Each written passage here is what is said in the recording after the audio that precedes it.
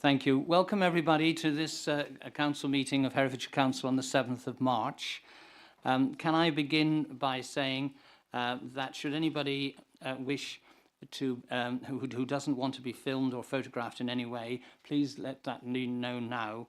Otherwise, we will continue. And to remind everybody about the contributions will be timed during all the debates and discussions. If the fire alarm sounds, please leave by the nearest exit. We'll now move to agenda item 1, which is apologies for absence. I have received apologies from Councillors Harvey, Ivan Powell, Spencer, Stone and Woodall, and possibly Corthwaite as well. Are there any others? I don't think so. Item 2 is declarations of interest. Does anybody wish to declare any declarations of interest? I see no hands up. Thank you. The minutes of the meetings are on pages 11 to 26 of the meeting held on the 7th of February. Are you agreed that those minutes are a true and accurate record of what took place? All those in favour agree? Any against? No abstentions? Thank you. That's agreed unanimously. Thank you. Item 4 is the Chairman and Chief Executive's announcements. You will see by mine I've been and visited the new Crown Court that has been created out of two of the old magistrates' courts. Chief Executives, do you have anything to add? Nothing from me, Chairman. And can I draw members' attention to the VE celebrations, the beginning of May, and VE Day in August, and just work with your communities as to how or if they wish to mark those events. Chair, there is a slight typo. If you refer to the 15th of August as VE Day, it should be VJ Day. Indeed it is. You're quite right. Councillor Kenyon. Chairman, what you just mentioned, VE Day, Herefordshire hasn't got a great reputation for celebrating things like this. The last time this council did absolutely nothing. I'd like to think we could get something put together and put someone on to celebrate it. If we don't, it's going to be a really poor show. I'm not talking about in each individual places, because everywhere does something, but we should certainly be doing something, or if we're not going to do something centrally, fund people that are going to do something, so we can celebrate this, our greatest generation. Yes, indeed. And as in the past, what we do is we work with the Lord Lieutenant's office, and much is done for the Lord Lieutenant's office and through the individual mayoral offices as well, and of course encouraging their parish councils.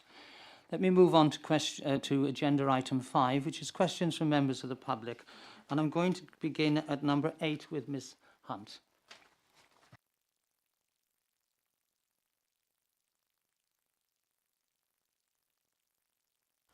This matter concerns bus concessions.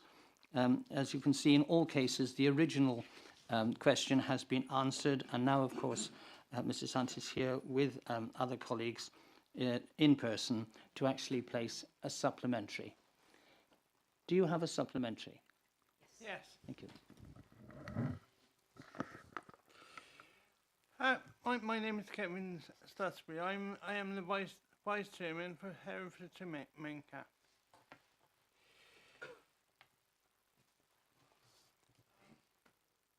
Thank you for your response. We would like to know when the enhanced partnership will next meet and who will inform us of any decisions that are made relating to our questions.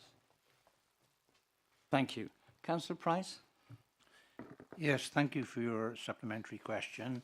I haven't got a date just to hand of when the next enhanced partnership meeting is, but I will make sure that your request is part of the agenda for that meeting, and you will get a response immediately following that meeting of any decision that will have any impact, whether it's positive or negative.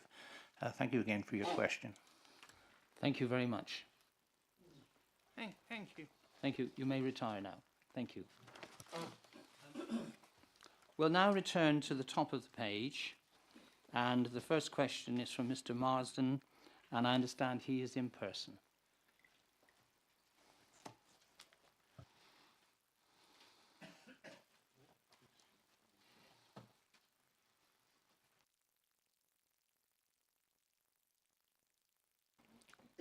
Mr. Marsden.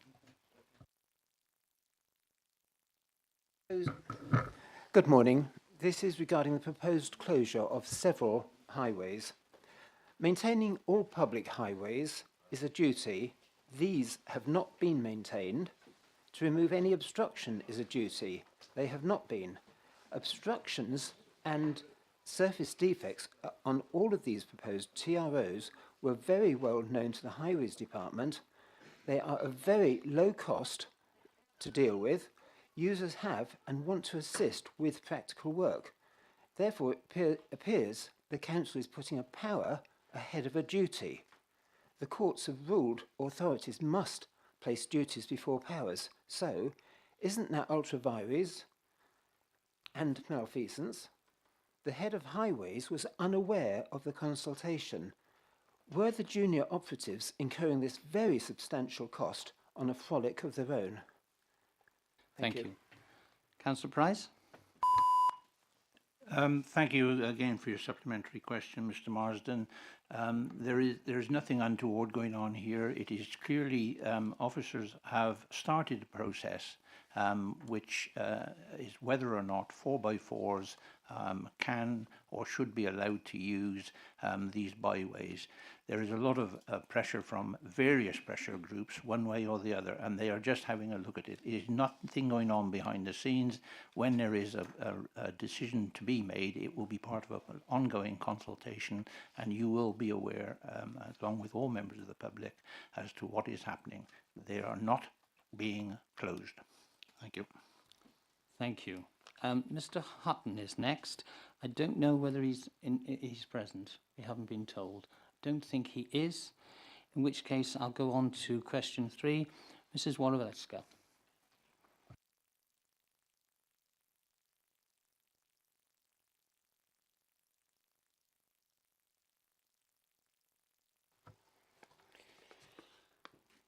I am surprised Herefordshire Council are unaware of the risk of the loss of significant jobs from 2 of the county's largest employers in Hereford. I highlighted the risk in a public question to the January 2025 Cabinet meeting. Councillor Swinglehurst kindly responded saying, the council has not yet agreed to this scale of the development to the west of the city. In addition, evidence on this matter was given to the core strategy examination in public, and in 2016, solicitors for Sun Valley and Heineken objected to the Three Elms planning application, warning of the risk to 3,000 jobs in Hereford should development proceed. These written objections are on the council's planning portal. If the bypass is codependent on new housing, which as yet is unallocated, would Councillor Price explain why a Western bypass makes new housing sustainable, protects employment, and what evidence supports his explanation? Thank you. Councillor Price. There's elements of your question. Thank you for your question, Mrs. Moravieska. There's elements of your question that are statements, and maybe of opinion. Some might have some factual background. I don't know whether there's a risk of the 2 major employers in this county moving out of this county because of whatever reason they make that decision. However, they, as part of the ongoing review of the bypass and the housing and the new local plan, they will have every opportunity to participate and have their views, as will you and everybody else in this county. Thank you. Thank you. Question 4 is from Mr. McKay, and his supplementary is in writing. Monitoring Officer. Thank you. Could a long-term defect progress report take the form of a spreadsheet listing long-term defects and proposed remedies, viewable online, that is updated prior to each local access forum meeting? Thank you. Councillor Price. Yes, thank you, Mr. Mackay. The Public Rights of Way team provide information for each local access forum regarding the reasons for long-term defects or closures of paths, e.g. due to bridges. We will take on board your suggestion and explore how the data can be easily and efficiently displayed in other formats. Thank you. Thank you. Mr. Morfitt is not attending but has a written question which will be read out. Thank you. I asked the Councillor for Infrastructure to explain the need to design and build safe cycling and walking networks for schools, separate from cars, using the guidance of the ATE, Active Travel England, explaining the logic of reducing car dependence to reduce city congestion by increasing alternative transport options for city residents. He replied that he did not understand the question, so I asked ChatGPT, and it gave a concise answer with a detailed summary of ATE's guidance for national policy. Who can explain to him and the public in this meeting why designing and building safe cycling and walking networks for schools, separate from car traffic, is a critical aspect of creating more sustainable, livable cities? How does road building first align with the principles set out by the ATE, guiding a significant shift towards walking and cycling as primary modes of transportation? Thank you. Councillor Price. Yes, thank you for the supplementary question, Mr. Morfitt. We've spent considerable time considering what your question is and how to answer it. So my answer to your supplementary question goes like this. The importance of delivering sustainable infrastructure is well understood by this council, which is why we are delivering active travel schemes, including the Transport Hub, Home Lacey Road and Ayleston Hill improvements. These schemes are all focused on improving active travel and encouraging modal shift. Modal shift on its own will not deliver the improvements required to reduce traffic in the city centre, which is why this council has a strategy to both deliver on its promises to deliver a bypass as well as improve facilities for pedestrians and cyclists. The guidance for the delivery of active travel schemes is clearly available to all on the internet, and I won't repeat it here in my response. As previously stated, the Council is delivering active travel measure works that are fully compliant with the active travel guidance. Thank you. Thank you. Question from Ms. Lang. I don't think she's present. So we'll move on to question 7. Ms. Martin, who has written a supplementary which will be read out. Thank you. JMP's report of 2014 significantly predates the housing requirements referred to in the answer to the principal question. The Cabinet Member for Transport and Infrastructure has not answered the question of why the report was not acted upon at the time, but if JMP's advice in 2014 was that the bypass would not reduce congestion in the city without the additional housing and other development now envisaged, how could it reduce congestion in 2025 with this additional development? Thank you. Councillor Price. Thank you for your supplementary question. We have moved on since 2014.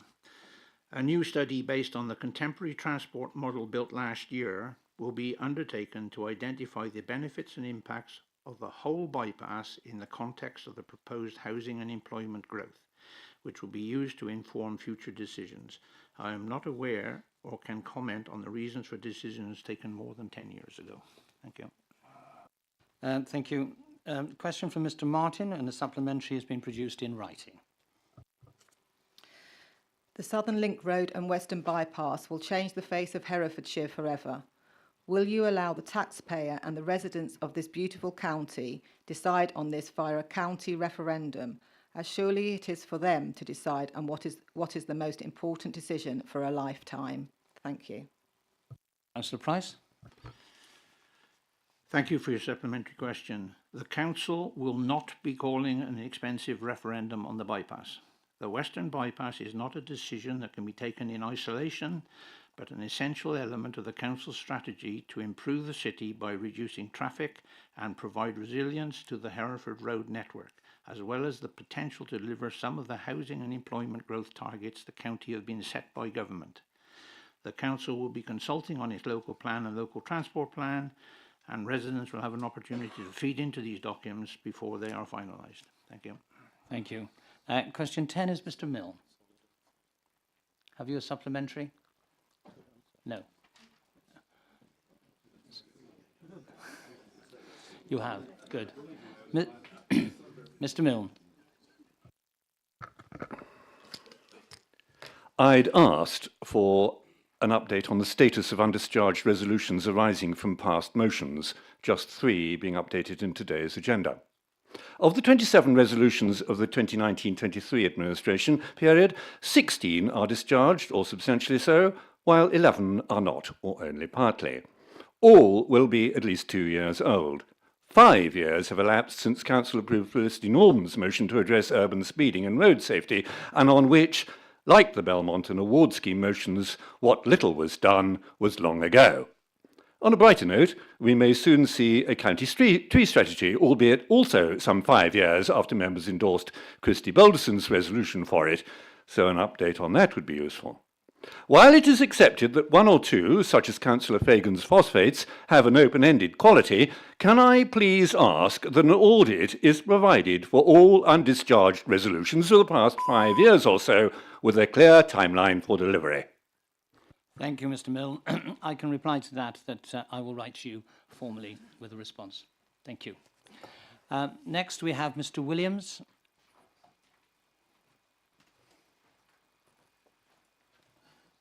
Mr. Williams, your supplementary, please. Thank you, Council. Thank you, Chair. With the impending motion of number 3 on the agenda, motion 2 later on in the agenda, sorry, are the Council fully availed of the facts of the principles of the proposals in the budget of October 24 in regard to agricultural property relief? It is very important that you are before you come to that motion. £520 million are supposed to be gained from that proposal. The NFU have put forward proposals that will endeavour to reach more money than that. It will gain more money than that for the government and put paid to this ridiculous tax proposal. Are the Council aware of the numbers involved? Thank you, Mr. Williams. Councillor Briggs. Thank you for your supplementary question. I'm trusting that this is such a significant issue for the people of Herefordshire and councillors within their wards that they will have availed themselves of the facts and the numbers. I think we're going to see a lively debate about this, and I'm looking forward to substantial support across the council. Thank you. Thank you. Thank you. Mr. Craddock is not attending. Mr. Berthenshaw, I don't think is in attendance. Therefore, that concludes the public questions. We move on then to agenda item 6, which is questions from members of council. We have only one, and that's from Councillor Proctor regarding housing phone line. Councillor Proctor, do you have a supplementary? Thank you. Thank you for the response to my written question. I first raised a question about the performance of this phone line in April last year, when I heard from many of my residents in need of housing support that despite calling repeatedly, their calls were not answered. In June, I raised the issue again, and I was told that a system to measure call volumes would be in place by the end of July at the latest, and if there was further delay, I would be updated. There clearly was further delay, but I'm afraid I wasn't updated, and the figures I based my question on had to come from an FOI request. I'm pleased to hear that a year after I first raised the issue, more resource is finally going to be committed to this service. But given the experience of the past 12 months, how can the executive assure members of this council that housing support is receiving the political attention it badly needs? Thank you, Councillor Proctor. Councillor Gandy.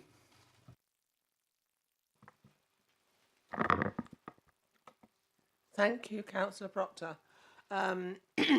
Firstly, I was not aware that you had written previously on this particular item.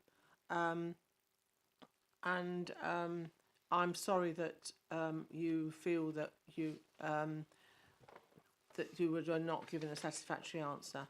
And I think the review and demand that we've identified both at Cabinet and this morning in our the response that we've given shows that we are now monitoring on specifically on the telephone answering system. There is a weekly monitoring in place by the corporate director and a fortnightly reporting to me as a cabinet member. We both recognise that the demand is unprecedented, and that was reported both in the response to your answer, your question, and yesterday at Cabinet, and it is likely to increase. And that is extremely worrying to all of us, and particularly to myself and the Directorate. The Corporate Director has therefore initiated a full review of the staffing model for the service to ensure that we have the right resources in the right place, and the results of this will be available in April. Whilst we're fully aware of the distress experienced by people who are facing homelessness, and I cannot stress how difficult this is for all of us, can you imagine what it is like to be in bed and breakfast accommodation with a young family for many months of the year, and the effect that that has upon those children? We are also conscious of the impact on our staff of trying to deal with the increased volume of people and demands every day. As a council, we should not underestimate the impact on not only the people who are homeless or living in temporary accommodation, but also on our staff. And that is why the review that I have referred to is equally important, as it is important for the staff as it is for our residents. Previous stuff about demand and the service review that we are doing is in the answer that was originally given to you. Thank you. Thank you. That concludes agenda item 6. We now move on to agenda item 7, which is the council tax setting report, which is before you on pages 31 to 50. Can I explain to those that are joining us either in the room or online that the substantive debate on the council's budget was taken place at the last council meeting on the 7th of February, and that was where the budget and therefore the council's element of the council tax was agreed. The purpose of this report today, as you can see in those pages from 31 to 49, sets out very clearly what the various precept charges are as a result of not only the county council, but also the police, fire, and all the individual parishes. It is therefore, of course, our responsibility to ensure that these public bodies all have and can operate on the 1st of April with the proposed budgets that they require, and to necessitate the delivery of those budgets, they require, of course, the precepts that they've applied for. This is not an occasion for us to revisit or redebate all the elements of the setting of our budgets. This is about actually setting the council tax so that those public bodies can continue. With that in mind, I will now call upon the Cabinet Member for Finance and Corporate Services to move the motion. Councillor Stoddart. Thank you, Chair. The Local Government Finance Act of 1992, as amended by the Localism Act of 2011, sets out the specific amounts to be calculated and approved. This report enables the Council to meet its legislative duty and set the council tax for each category of dwellings, including the council tax requirement of the Council. Council approved a council tax increase of 4.99%, inclusive of a 2% adult care precept, above the rate of council tax for 2024-25 at its meeting on the 7th of February 2025. The Council's Band D council tax for 2025-26 became set at £1,969.36. The parish precepts for 2025-26 are attached at Appendix 1 and total £6,268,582, amounting to an average Band D council tax charge of £86.09. This represents an average increase of 8.9% over the 2024-25 period. The charge for each property band, inclusive of the council charge, is clearly set out in Appendix 2. The precepts for the Office of the Police and Crime Commission for West Mercia is an increase of 5.05%, and Hereford and Worcestershire Fire Authority an increase of 5.14% are shown in Appendices 3 and 4. Appendix 5 provides the impact of all precepts on the council tax bill by detailing the total amount of council tax payable in each parish by property band.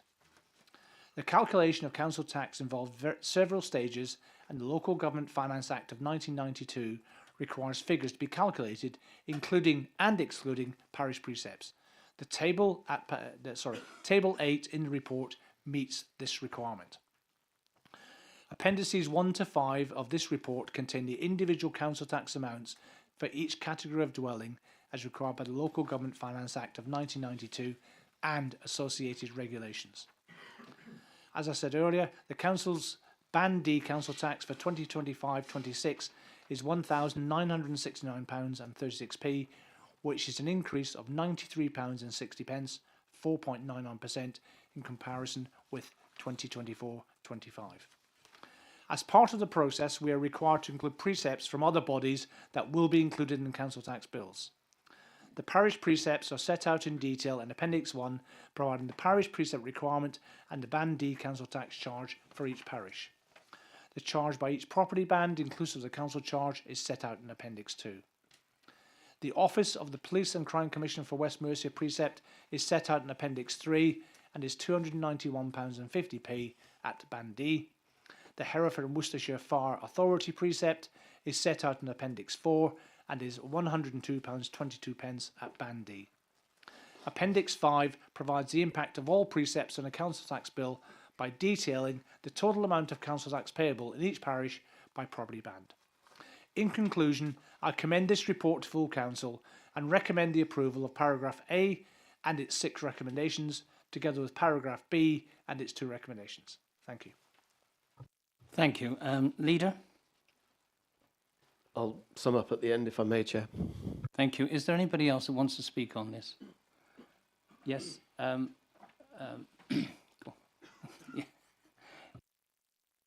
Councillor Toynbee. Me? Yes. Yes, thanks. I'm revisiting anything, Chair. I just think it's useful for us all to sort of note and remember that the fire service, like Herefordshire Council, is also reliant on council tax more than ever, and they've also suffered from the loss of the Rural Services Delivery Grant, and they've also had a double whammy of the changes in the National Insurance employer contributions. So, and not just the increase in national insurance contributions, but also the fact that the threshold has been lowered. I know you know this well, Chair, because we're both on the authority. So that contributions are now payable not just at 9,000 but at 5,000. So when you have a service like the fire service with lots of on-call people, it's had a huge, hefty impact on the fire service. So I think it's useful that we remind ourselves of that. And the government did promise that it would fund that because it's a public service, but in fact they've only covered half of the increased cost. So it's just another pressure on our public services that we need to be aware of. Thank you. Thank you, Councillor Toynbee. I couldn't have put it better myself. So thank you very much for that. I've got Councillor Oliver. Thank you, Chair. Whilst the increase in the council tax rate, I feel, is unavoidable, this, together with the 25% increase in Welsh Water's rates, is going to cause a large number of people to be in difficulty paying both the council tax rates and water rates.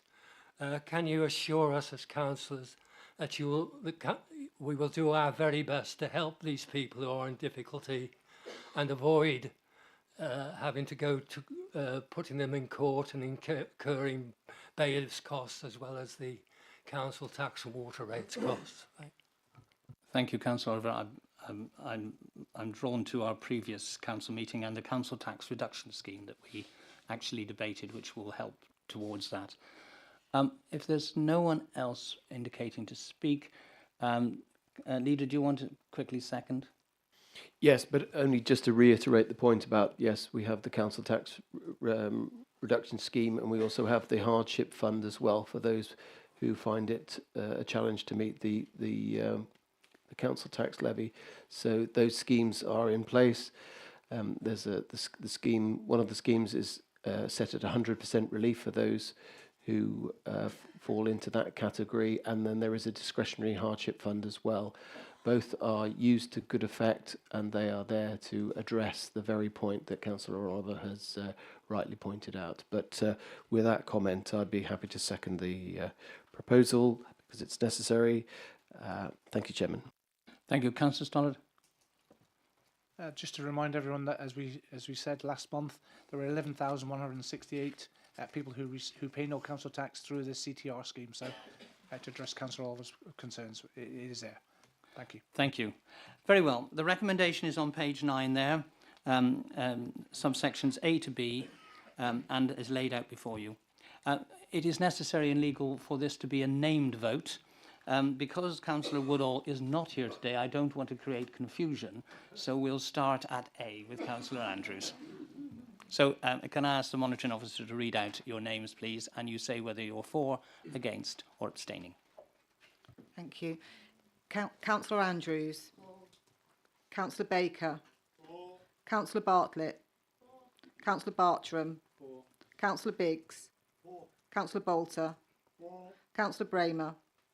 Councillor Carwardine. Councillor Cole. Councillor Crockett. Councillor Claire Davis. Councillor Dave Davis. Councillor Durkin. Councillor Dykes. Councillor Engel. Councillor Fagan. Councillor Foxton. Councillor Gandy. Councillor Jennard. Councillor Hamblin. Councillor Heathfield. Councillor Highfield. Councillor Hitchener. Councillor Hercombe. Councillor James. Councillor Kenyon. Councillor Lester. Councillor Mason. Councillor O'Driscoll. Councillor Oliver. Councillor Owens. Councillor Pebbody. Councillor Phillips. Councillor Dan Powell. Councillor Price. Councillor Proctor. Councillor Simmons. Councillor Stark. Councillor Stoddart. Councillor Swinglehurst. Councillor Taylor. Councillor Thomas. Councillor Tillett. Councillor Toynbee. Councillor Tully. Councillor Alan Williams. Councillor Rob Williams. I believe that's been passed with just one abstention. Thank you very much, everyone. We'll move on then to Agenda 8, which is the corporate parenting strategy on pages 51 to 108. I call upon the leader to move the strategy. Councillor Lester. Thank you, Chairman. Yes, unfortunately, Councillor Powell can't be with us today, but he sends his good wishes, and obviously if he was here, he would be speaking in favour of this document, how important it is. The document did come to Cabinet in December, and it was passed, obviously, by Cabinet, approved formally. But I think this is such an important document that I wanted all members to have an opportunity to have their say about the document, its importance, and why it means so much to this council to make sure that we've got the right policy in place. Councillor Cornthwaite has just texted me to say that he's still got problems, which has meant that he can't leave his car, which is why he can't be here today. But he really wanted to be at this meeting to talk about the corporate parenting strategy and how important it is to him. And so I promised him that I would pass on his sentiments about how important this document is and how important the work of the Corporate Parenting Board is.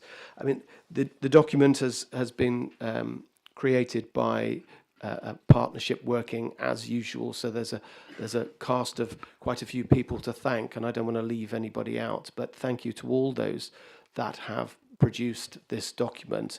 I just reflect on the fact that you know, the comments that Josh McAllister made. Children in care are powerless and often invisible, and they face some of the greatest inequalities that exist in England today. In spite of these injustices, so many care-experienced people go on to run businesses, start families, earn doctorates, produce drama, write poetry, become government ministers, and contribute to the world in countless ways. I think there are really powerful words there that really say that just because you have to be in a situation in your life where you have to have care at some time. That should not prejudice you about making sure you have a normal or a successful life. One of the key things at the heart of this document is the corporate parenting question is, would this be good enough for my child? And I love the fact that the strategy has got an open letter from our young people and children. We are children and young people who have experience of Herefordshire's care. As our corporate parents, we want you to think about how you care for us, support us, and help us to reach our aspirations. We want to be respected for who we are as individuals.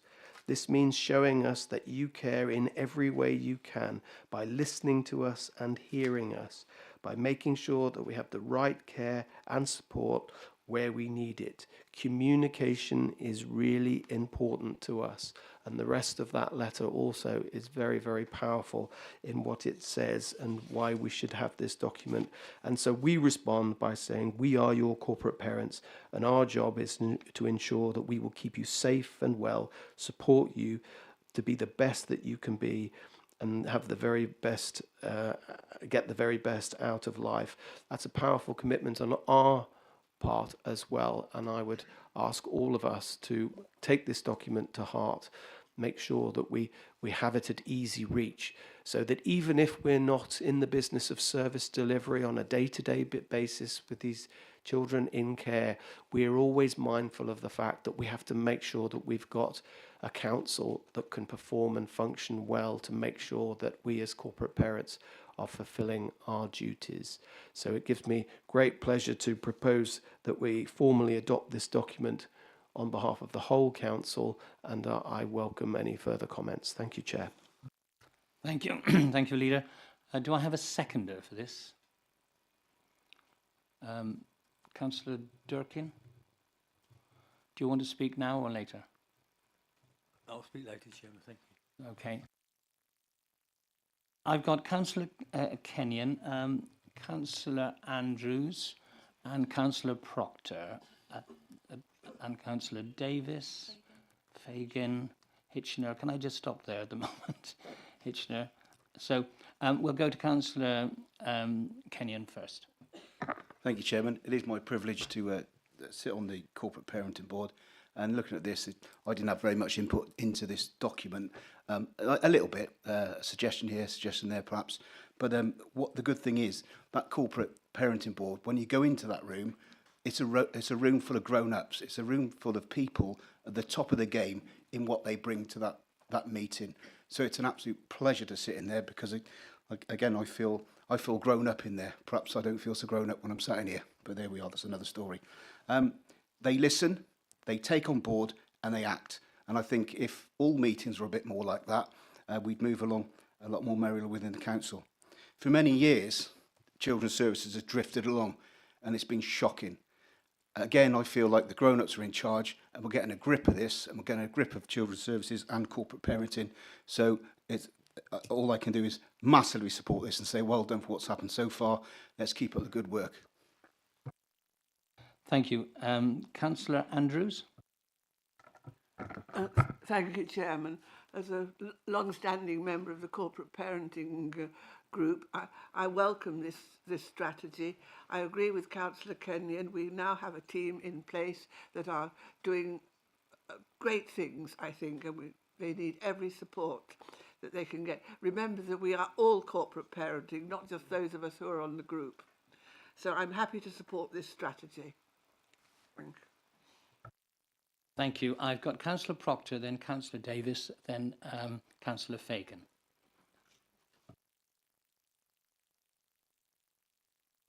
Should I go now? Go now. Go okay. now. Yes, I also welcome the strategy. Corporate parenting in line with all of Children's Services is on an improvement journey. What is I think critically important as we move along that improvement journey is that we don't let our foot off the gas, and we should, if anything, we can take anything out of this, we should be striving for constant improvement, and I hope that this strategy is a first step in that. I was pleased to see that there are sections in all priorities about how will know we're making a difference, but I was disappointed to see that they don't have specific measures, they don't have time set against them, and I hope the corporate parenting panel will tighten that up and actually look for specific measures happening by specific times. And I wonder whether Cabinet and the corporate parenting panel might consider ways in which they can keep all members of the council informed of progress in corporate parenting. We don't want to duplicate the work of the corporate parenting panel, but we are all corporate parents, as I'm sure everybody will say. And so more ways in which we can all be reminded of our responsibilities and what's going on in the system, I think would be welcomed. Thank you. Thank you. Councillor Davis, then Councillor Fagan, and then Councillor Hitchener. Councillor Davis. Thank you, Chair. I'd just like to reiterate what my fellow councillors have said. The corporate parenting strategy is a key piece of documentation and to help us drive forward the improvements that have already happened within children's services. But more importantly, it emphasises that we are responsible, all of us within this room, for corporate parenting. So I think it's really good. Thank you. Thank you. Councillor Fagan. Thank you. I welcome this document. It's a really good strategy.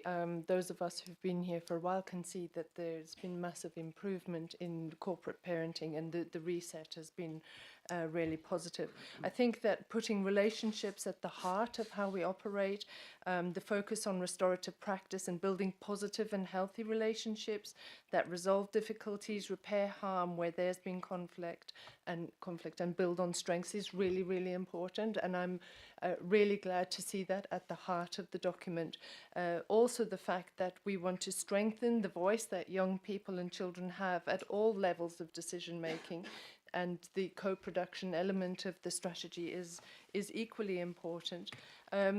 For me, looking at the issue of care leavers, if we look at the England picture of 85,000 children in the care system at any one point, that is a huge challenge for society to sort of move forward without trauma. And I think that in Herefordshire, if we ensure that our care leavers have the support to meet the challenges that any young person would face, never mind those who've been through additional challenges of family breakdown, adverse childhood experiences and trauma, if we can actually support them through those treacherous waters of young adulthood and make sure that they can lead their best lives, then I think that we will have actually achieved a lot. Thank you. Thank you very much. I've got Councillor Hitchener, then Councillor Oliver, then Councillor Stark. Councillor Hitchener. Thank you, Chair. I'm very supportive of this policy and this document. I also am on the Corporate Parenting Board, along with Councillor Kenyon and Andrews.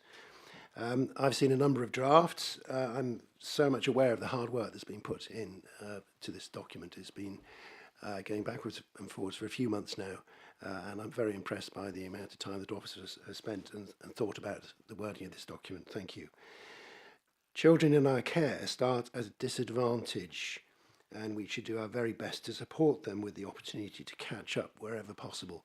And I think that is at the heart of what is in this document. I've attended a number of the board meetings, and along with Councillor Kenyon, I'm very impressed with the progress that's being made in this area and the commitment by the officers and a lot of third-party people who come along to that meeting. We need to continue to listen to the voices of those in care and act appropriately rather than giving to children what we think is best for them. They must be involved. Those of us who are parents and who have grandchildren will be aware of the frustration of leaving children to get on and make mistakes and do things which we don't necessarily agree with. So that, in a way, is a little bit of a reflection of we are corporate parents, and we should be dealing with these people as if they are our children. And sometimes it is frustrating. Sometimes they won't do what we ask them to do. But we hope that overall there is an umbrella of protection to look after these children. And finally, just a comment to Councillor Proctor is quite right in saying that I think as things have evolved, when in the last administration it was terribly confusing, as to what it meant to be corporate parent. We'd have 53 people in a room talking about it, and it just didn't work. So we've reduced it to a much smaller number. We need to make sure that all councillors are aware of the commitment that they have under this policy. So I think that's behind Councillor Proctor's recommendation. So I welcome that, and I think that's something which should be looked at by the board. Thank you. Thank you. Councillor Oliver. Thank you, Chair. Yes, I don't believe anybody can disagree with the statement. We believe that every child and young person in Herefordshire should have the best possible start in life and the opportunity to thrive. So I fully support the aims of this document. However, it does state here in the report that on the 1st of September 2024, 67% of the 17 to 18-year-olds were in education, employment and training, which means 33% were NEETs, that's not in education or training or employment, and 54%, and only 54% of the 19 to 21-year-olds were in education, employment and training. So this is somewhat disappointing turnout. Are we working to reduce these figures? I think nationally the NEET figures are 13% of 17 to 19-year-olds. Are we actively seeking to reduce these figures so that these 33% and 46% become into education, employment or training? Thank you. Councillor Stark. Thank you, Chair. I'm assured by the comprehensiveness of this document that the strategy is moving in the right direction. But I just would like to know on page 69 how we're going to achieve this laudable aim of listening, hearing and understanding children's voices.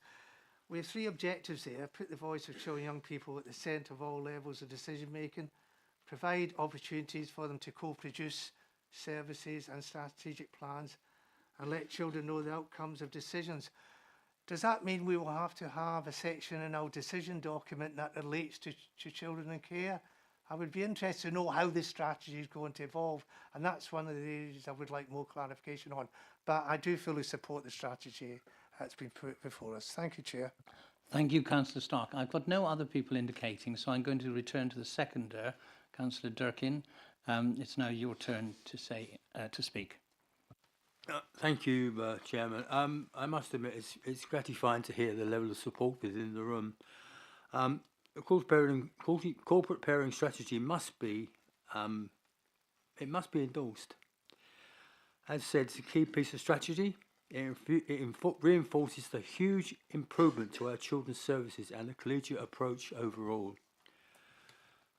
I'd like at this point to congratulate the Children's Department and the work of the board in their production of this report. As has been said, we are all corporate parents. We must understand our responsibility to our young persons, and we must stand beside them and support them as effectively as possible. Therefore, I would fully endorse this document, Chair. Thank you, Councillor Durkin. I will now ask the leader to sum up before we take the vote. Councillor. Thank you, Chairman. Yes, well, thank you for all those supportive comments. The challenge is always when we produce a document, and this is I think a document that is really clear in its set objectives. It's how we put what's in the document into practice, and I would ask all 53 of us to ensure that this keeps in the forefront of our minds. And there are many ways of making sure that we're delivering on the commitments that we're putting into this document. But so that can be through the Corporate Parenting Board, it can be through children's scrutiny, it can be through all of the interactions that members will have with children's services in their day-to-day running of the council. So my plea is just to keep this document in the forefront of our minds and always keep referring back to it, because of all the responsibilities that we have. Being a corporate parent has got to be up there as being one of the most important ones we we could have. And the point Councillor Oliver said about it's a I don't like the acronym NEATS, but it encapsulates the position people are in.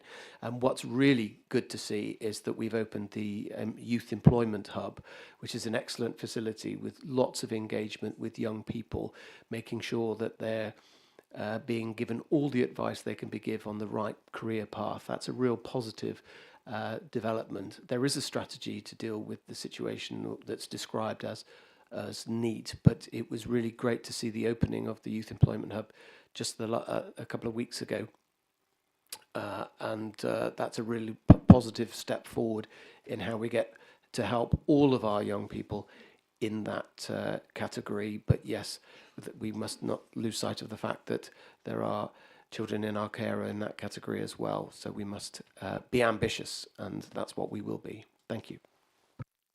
Thank you very much. We'll now move to the vote. The recommendation is on page 11 of 17 in the report to endorse the corporate parent strategy from 2025 to 2027. I'll take a hand vote on this. I would just reflect, however, that when we were elected as councillors, we're well aware of the issues of planning and potholes. But one of the big surprises you have is when you're elected as a councillor is that you become a corporate parent. And it is probably our greatest responsibility to those that are the most vulnerable young people in our county, and the life chances that they have is dependent on what we put around them. And I think it would do well for all, not only for all of us, but for the whole county and people generally to recognise the important role that we have in that. I won't go any further, but to say the recommendation has been proposed and seconded. All those in favour, please show your hands. Thank you. Any against? Any abstentions? That is recorded as unanimous. Thank you. We'll now move on then to agenda item 9, which is the leaders' report on pages 109 to 130. As outlined in the report, I will begin at page 113, which is the beginning of the leaders' report. I'll do the first section by page number, and then we'll go into the individual items as grey-boxed. So, with regard to the leaders' report on page 113, is there anyone who wants to ask a question on page 113? I've got Councillor Hitchener. Is that all? That's the only one on page 13. That's fine. Councillor Hitchener. Yeah, first off the blocks. I note that recent announcements that Shropshire Council and Worcestershire Council have each had to go cap in hand to central government due to their financial difficulties. 26.9 million and 33.6 million respectively. We all as councillors and residents should be grateful that this is not the case for us in Herefordshire. For this, we should be grateful to the Chief Executive, his team of council officers, the current and past administrations. The Chief Executive joined the Council 4 years ago at a very difficult time during COVID and following the decision in the YY Children's Services case. What a transformation has taken place over the last 4 years, but still lots to do. Would the leader join me in thanking the officers for their efforts, and especially to thank the Chief Executive for his part in ensuring that we are not in the same position as two of our neighbours? Would the leader also agree with me that the deficits in these counties are further reasons for delaying doing a devolution deal with them? Thank you. Venus, this is the only one on this page. Leader, can you reply to that? Thank you, Councillor Hitchener. I thought you were going to ask me the question about what Gritter's name was the best.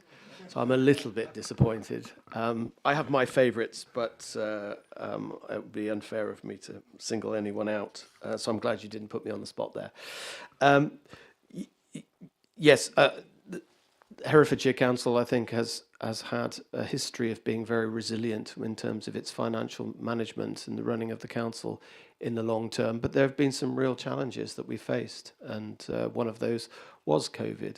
The last administration were really in the eyes of the storm when it came to dealing with what was an unprecedented situation. And I think we could point to many examples of where staff went beyond the call of duty in managing what was a very difficult situation. and lots of volunteers as well. And it was how the council worked with those volunteers to ensure that we looked after vulnerable people in many different ways. And when there is a crisis like that, you do need strong leadership. And I think Herefordshire has benefited from strong leadership in strong leadership in terms of officer support as well. And when you look at other authorities, and I tend not to mention the names of other authorities because they've got their own challenges and there are many reasons for those challenges. But I think over the long term, Herefordshire has been fortunate enough to be very strategic in its financial planning. It was a very good move to embrace the idea of being a unitary authority in the first place back in 1998, for those of you who were there to remember it. I know there are some councillors in the room that were there when it happened, but it was the right move then, and it just shows that if you've got one authority that is making sure that it's got a cohesive approach to providing services, then you can be resilient and plan for the long term. Thank you. But with regard to devolution, that we will have to wait and see as to what happens with our neighbouring authorities as to whether it's a viable option for us in the long term. But until certain things fall into place, we won't know. But there was also a special mention to Paul Walker, our Chief Executive, and he joined us at a very challenging time and has been integral to making sure that we're financially stable and we are improving the children's services and many other services. So a special thanks to him too. Thank you. Right, we're moving on to page 114 now. Are there any questions on page 114?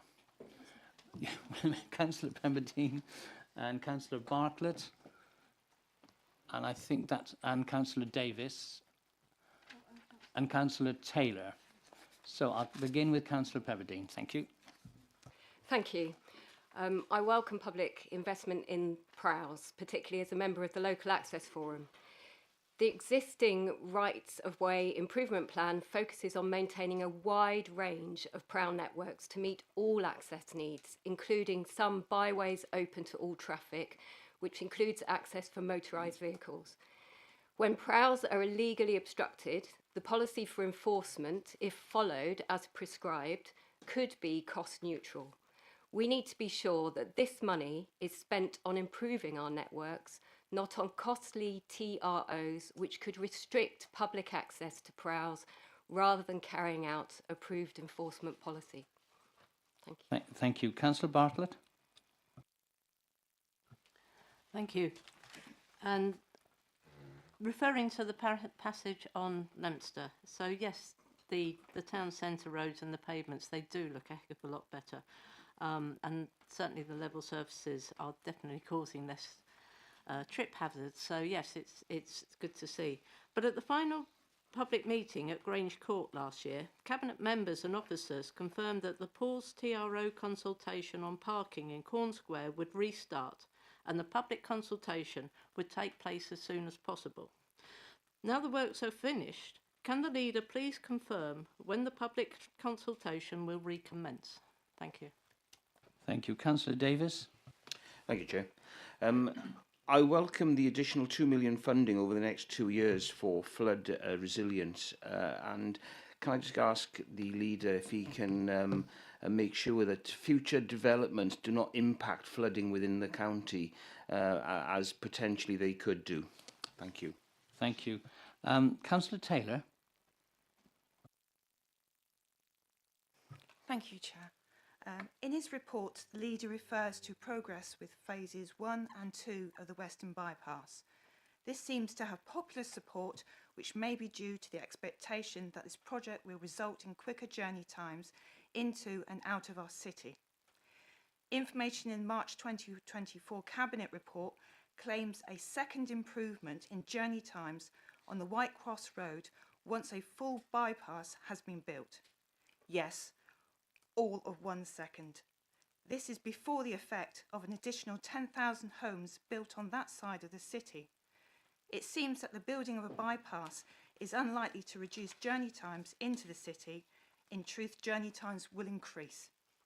So I conclude that the bypass is being proposed not to reduce journey times. Instead, it is proposed so that 10,000 new homes can be built on the northwest of the city, partly on land which residents in that area and in my ward know is subject to flooding. When will the current admission wake up and smell the coffee and be honest with the electorates and say that the bypass project will not reduce traffic and instead bring 10,000 homes of doubtful value to the county and the city? Thank Councillor you. Highfield. Yes, I would like to speak first of all to support what Councillor Pebbody said about the public rights of way. This county is blessed with some spectacular countryside, which is extremely valuable to many of our residents who love to get out in it where they can, and to tourism. And we have a duty, a legal duty, to maintain those access rights to the countryside, which includes unmade roads, which are actually highways.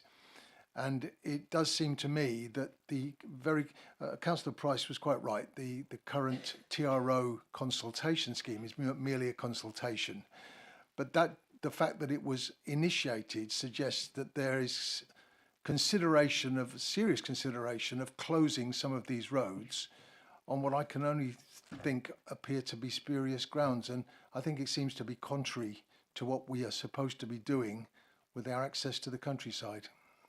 Thank you. I'm going to pause there and ask the leader to come in. There's issues on the public rights of way, Leominster, flood resilience and the Western bypass. And can I remind the leader and everybody that we are time limited to an hour on this subject. So if you could make your comments as brief as possible, please. That's a challenge. Thank you. That's what I thought. Yeah. Okay, right.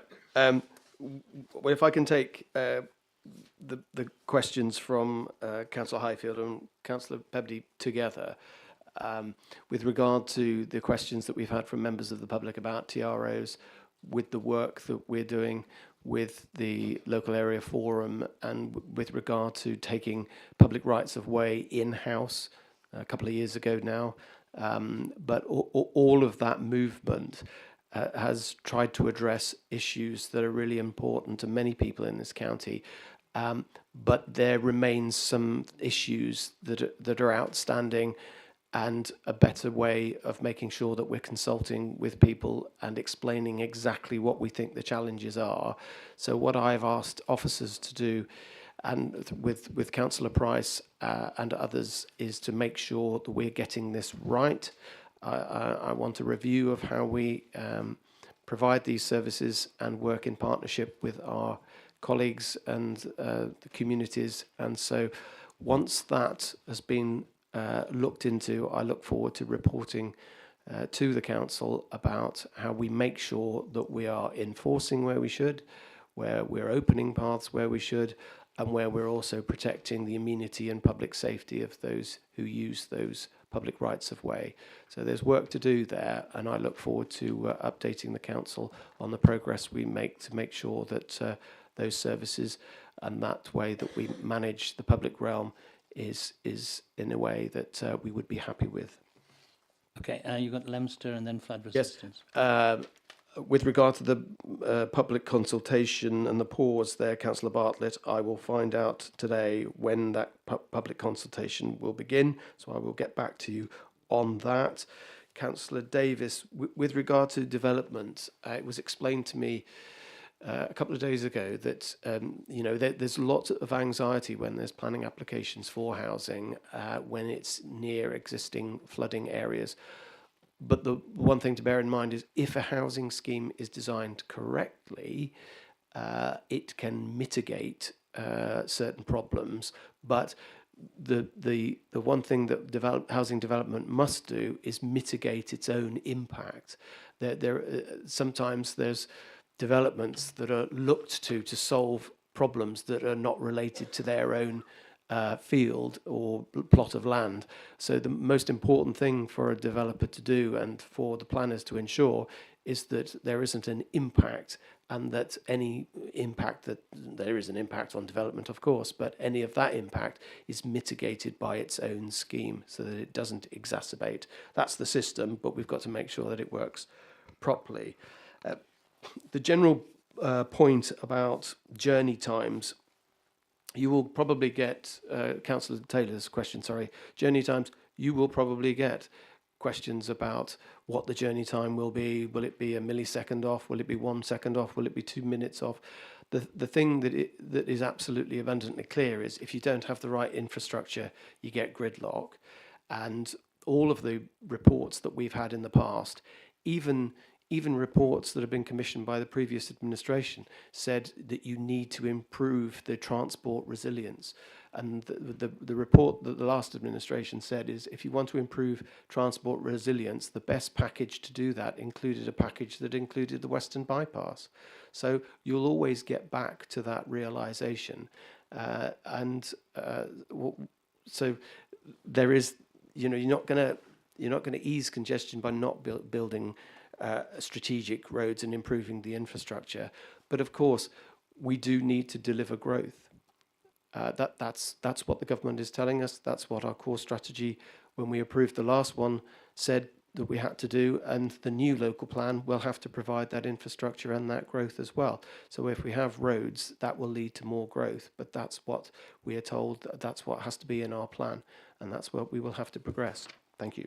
Thank you. Now, I've got Councillor Hitchener and Councillor Andrews, and then I'm going to conclude on this page. So, Councillor Hitchener. Yes, I'll continue the Western Bypass debate. I note in his report the leader states that the first phase of the Western Bypass will ease traffic in South Hereford. There is no reference to easing traffic over the new bridge and the city centre north of the river. I welcome this change of narrative, which is closer to the evidence in the WSP report of November 2018. Relying on evidence is important, especially in the context of a £40 million project. I hope that the administration and officers will support this new narrative and not slip back into justifying the SLR by reference to reducing traffic north of the river. Whilst I welcome the change, a careful look at the figures shows that it is not good news for all those south of the river. For instance, the traffic on the Belmont Road west of the Tesco roundabout is forecast to increase in 3 out of 4 scenarios. Not a good outcome for the many who use Belmont Road and who get held up on this section. The new narrative is therefore still not wholly a correct representation that traffic south of the river will be eased. In the context of traffic north of the river, the capital programme outline strategic business case for the SLR, approved only last month, refers to the benefits to reduce traffic in the city, for which there's no justification. The leader now includes 3 new benefits which were not in that recommendation. What has changed in the last 4 weeks? There is no new information.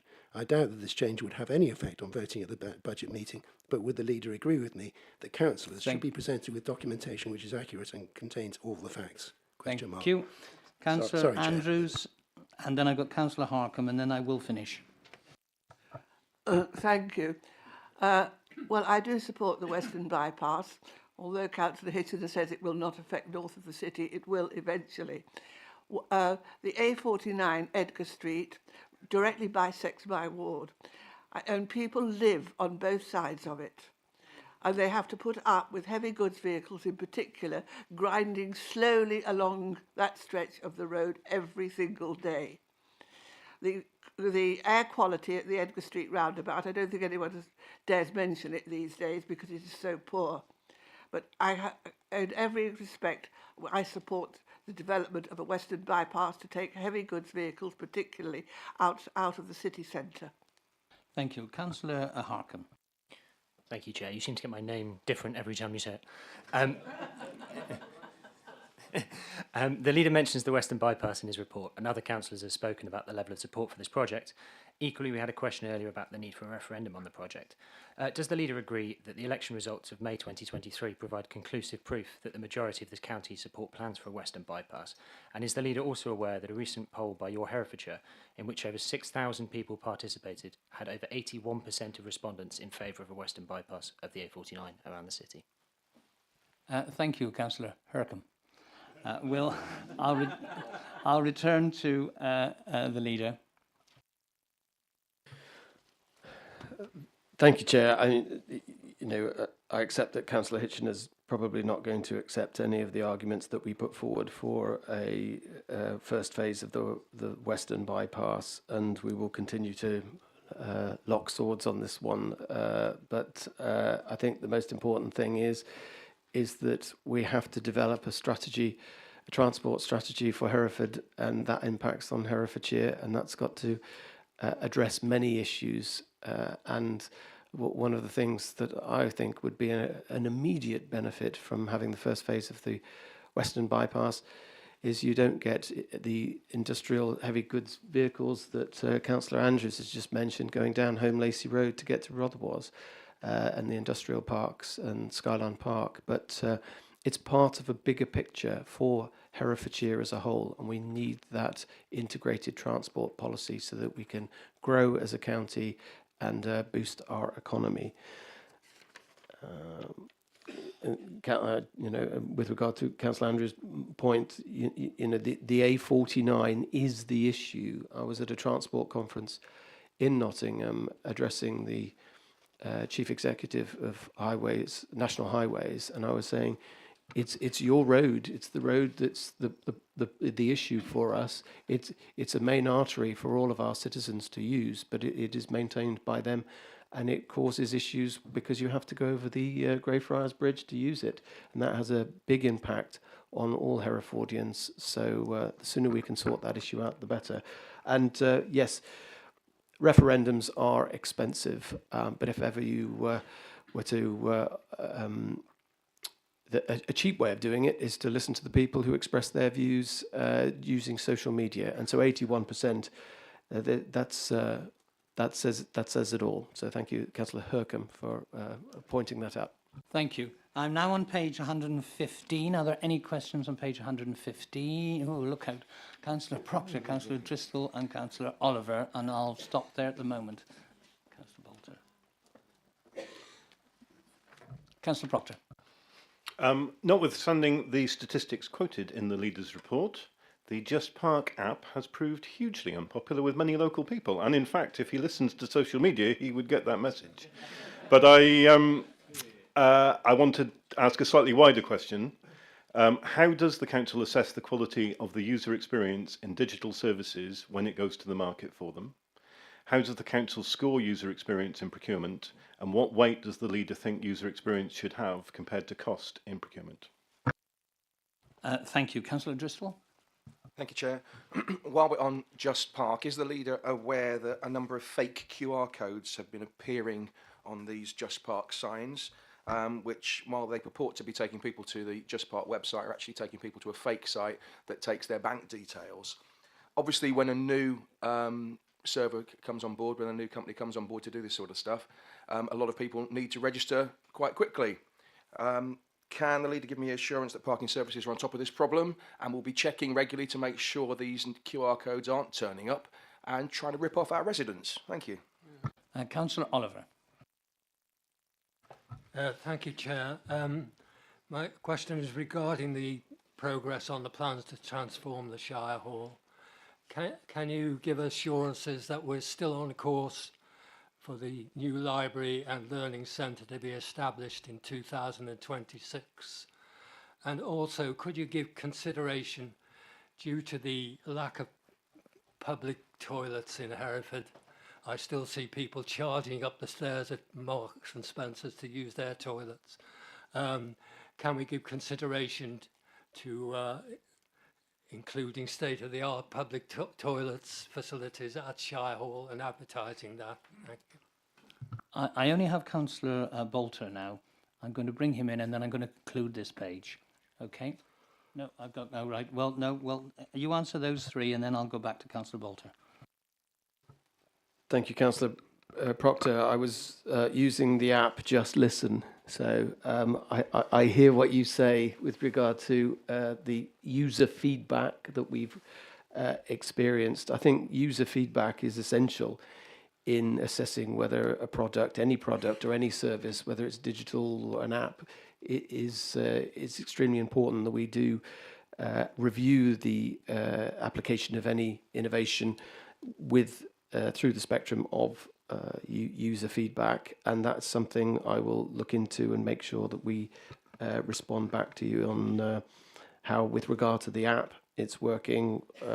I'd like to thank Councillor O'Driscoll for raising the issue about the fake QR codes, the fake sites are in the QR codes. We are aware of it, and we are taking steps to make sure that that is dealt with. But that there's some specific questions that you asked, Councillor Proctor, and I will make sure you get a written answer to the digital issues that you raised. And with regard to the Library and Learning Centre, yes, Cabinet has been updated as to where we are with the Library and Learning Centre. We're just about to appoint a contractor so we can get all the work done. The planning permission's been granted and listed building consent. There's still a bit of homework to do on that front, and we're working through that. And the new Library and Learning Centre will have new toilets and a toilet that is accessible to all. So that will be a really good improvement for the Shire Hall. And so we will make sure that that is installed when we open it. And we are looking to open the library towards the end of 26. So all exciting stuff. Thank you. Thank you. Councillor Bolter and then Councillor Kenyon, and then that will conclude this page. Thank you, Chair. Mine is a simple question, really. Regarding the grants to voluntary organisations that we have, we're working on 15,000 to 250k. First of all, I'm sure there'll be a limit on the amount of money that we're going to put to fund this. My question is, how are we going to prioritise this when the claims start coming in? Because everybody that submits a form or a case will probably think theirs is the best idea since sliced bread. But how are we going to prioritise them? What is the criteria that we're going to use? And just some reassurance, really, that money goes to the best opportunities for the people and communities. Councillor Kenyon. Thank you, Chairman. Just back on the parking thing. Is it intended that every car park will go cashless? And what sort of saving is that going to make? You haven't got people collecting, blah, blah, blah. But here's the scenario. My boy comes home, he's skint. I fill his car up, he wants to go into town. I give him a few quid, right, that's for your parking. And he can't park anywhere in town because he hasn't got any money on his card, he hasn't got any money in his account. So how does he park? So are there going to be certain car parks, certainly within Hereford, that you can pay with cash? Because the digital world isn't for everybody. I'd use my son there. It could be my dear old mum. I always talk about in every council meeting. It could be the same with her. She doesn't want to use an app. She just wants to pay as she goes. Thank you. Leader? Thank you. First of all, Councillor Bolter's question. The criteria with regard to how you apply, including all the information, is going to be published as part of the scheme. There'll be a robust evaluation for all bids that will be undertaken. The amount of money set aside is £2 million in total as a capital programme. But I'm sure Councillor Gandy will be frustrated with me if I don't allow her to add some comments. Would you like to? Thank you. Yes, so there is a set criteria which is laid down to all organisations who were contacted at the beginning of the process, which started in January. We wanted to make sure that everybody, as far as possible, as many organisations as we could think of, were aware of the scheme.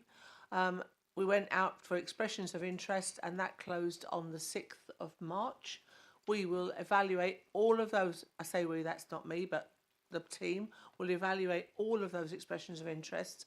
Those that fit the criteria, which is around, it's capital build or capital improvement, it is not revenue, and they have to be able to demonstrate that whatever they're proposing to do, they will be able to finance the revenue going forward. It is mainly around health prevention, and that is a very wide subject. It can be anything from yoga to podiatry to whatever, but it is, the criteria is set out very, very clearly with a long time scale to get the expressions of interest in, and there will be a significant time scale for those that we decide meet the criteria in order for them to get their business cases in. Thank you, Councillor Gandy. And Councillor Kenyon, when we last did a review, 34% still wanted to use cash, and so we're not going cashless. Thank you. Now I'm on page 116 now. Are there any questions on page 116? Councillor Hitchers for his third and last appearance in this section. Anybody else? No? Councillor Hitchers, quickly. Yeah, sorry, all breathe a sigh of relief. The Marches Joint Committee, which was formed to monitor the wind down of the Marches Local Enterprise Board, has only held one meeting. That was on the 7th of March 2024. The meeting due on the 13th of February 2025 was cancelled, and the next is planned for the 20th of March. In the interest of transparency, can the leader please explain why this committee has only met once in over a year, and confirm that the meeting will take place on the 20th of March and have a meaningful agenda, even though it will be close to elections in Shropshire? Could he also comment on the plans for Shropshire North West Relief Road and Oxon Road, which were partly funded by the LEP and repayable if delivery does not take place? The Shropshire Cabinet meeting held on the 12th of February considered the proposed capital investment programme for Shropshire, including updating on future scenarios for the North West Relief Road.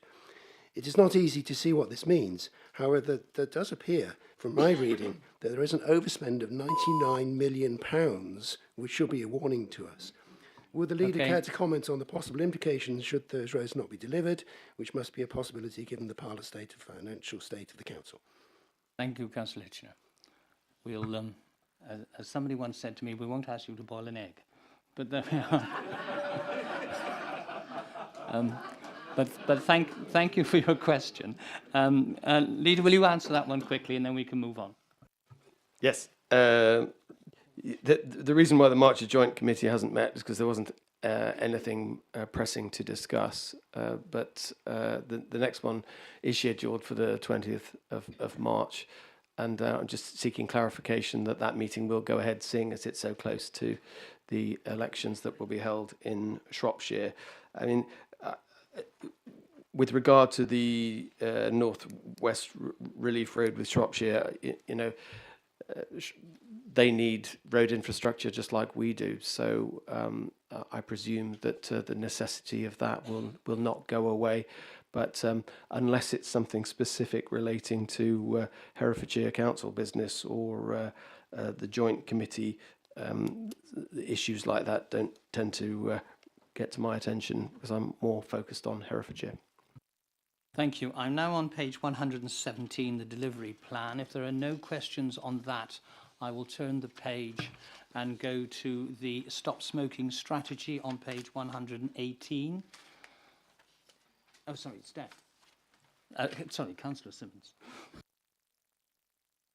Thank you. This strategy is focused on stopping adults from smoking, and recent research has questioned the contribution and effectiveness of vaping to stopping smoking. But wider than this, and opposite given we have just passed the corporate parenting strategy, is the concern about the contribution of vaping amongst young people and the emerging link with the progression onto smoking. You only have to walk past some of our schools and colleges to see this potential generational tsunami. How, as a council, are we addressing this in line with smoke-free generation funding? No others. Leader? It's an excellent question.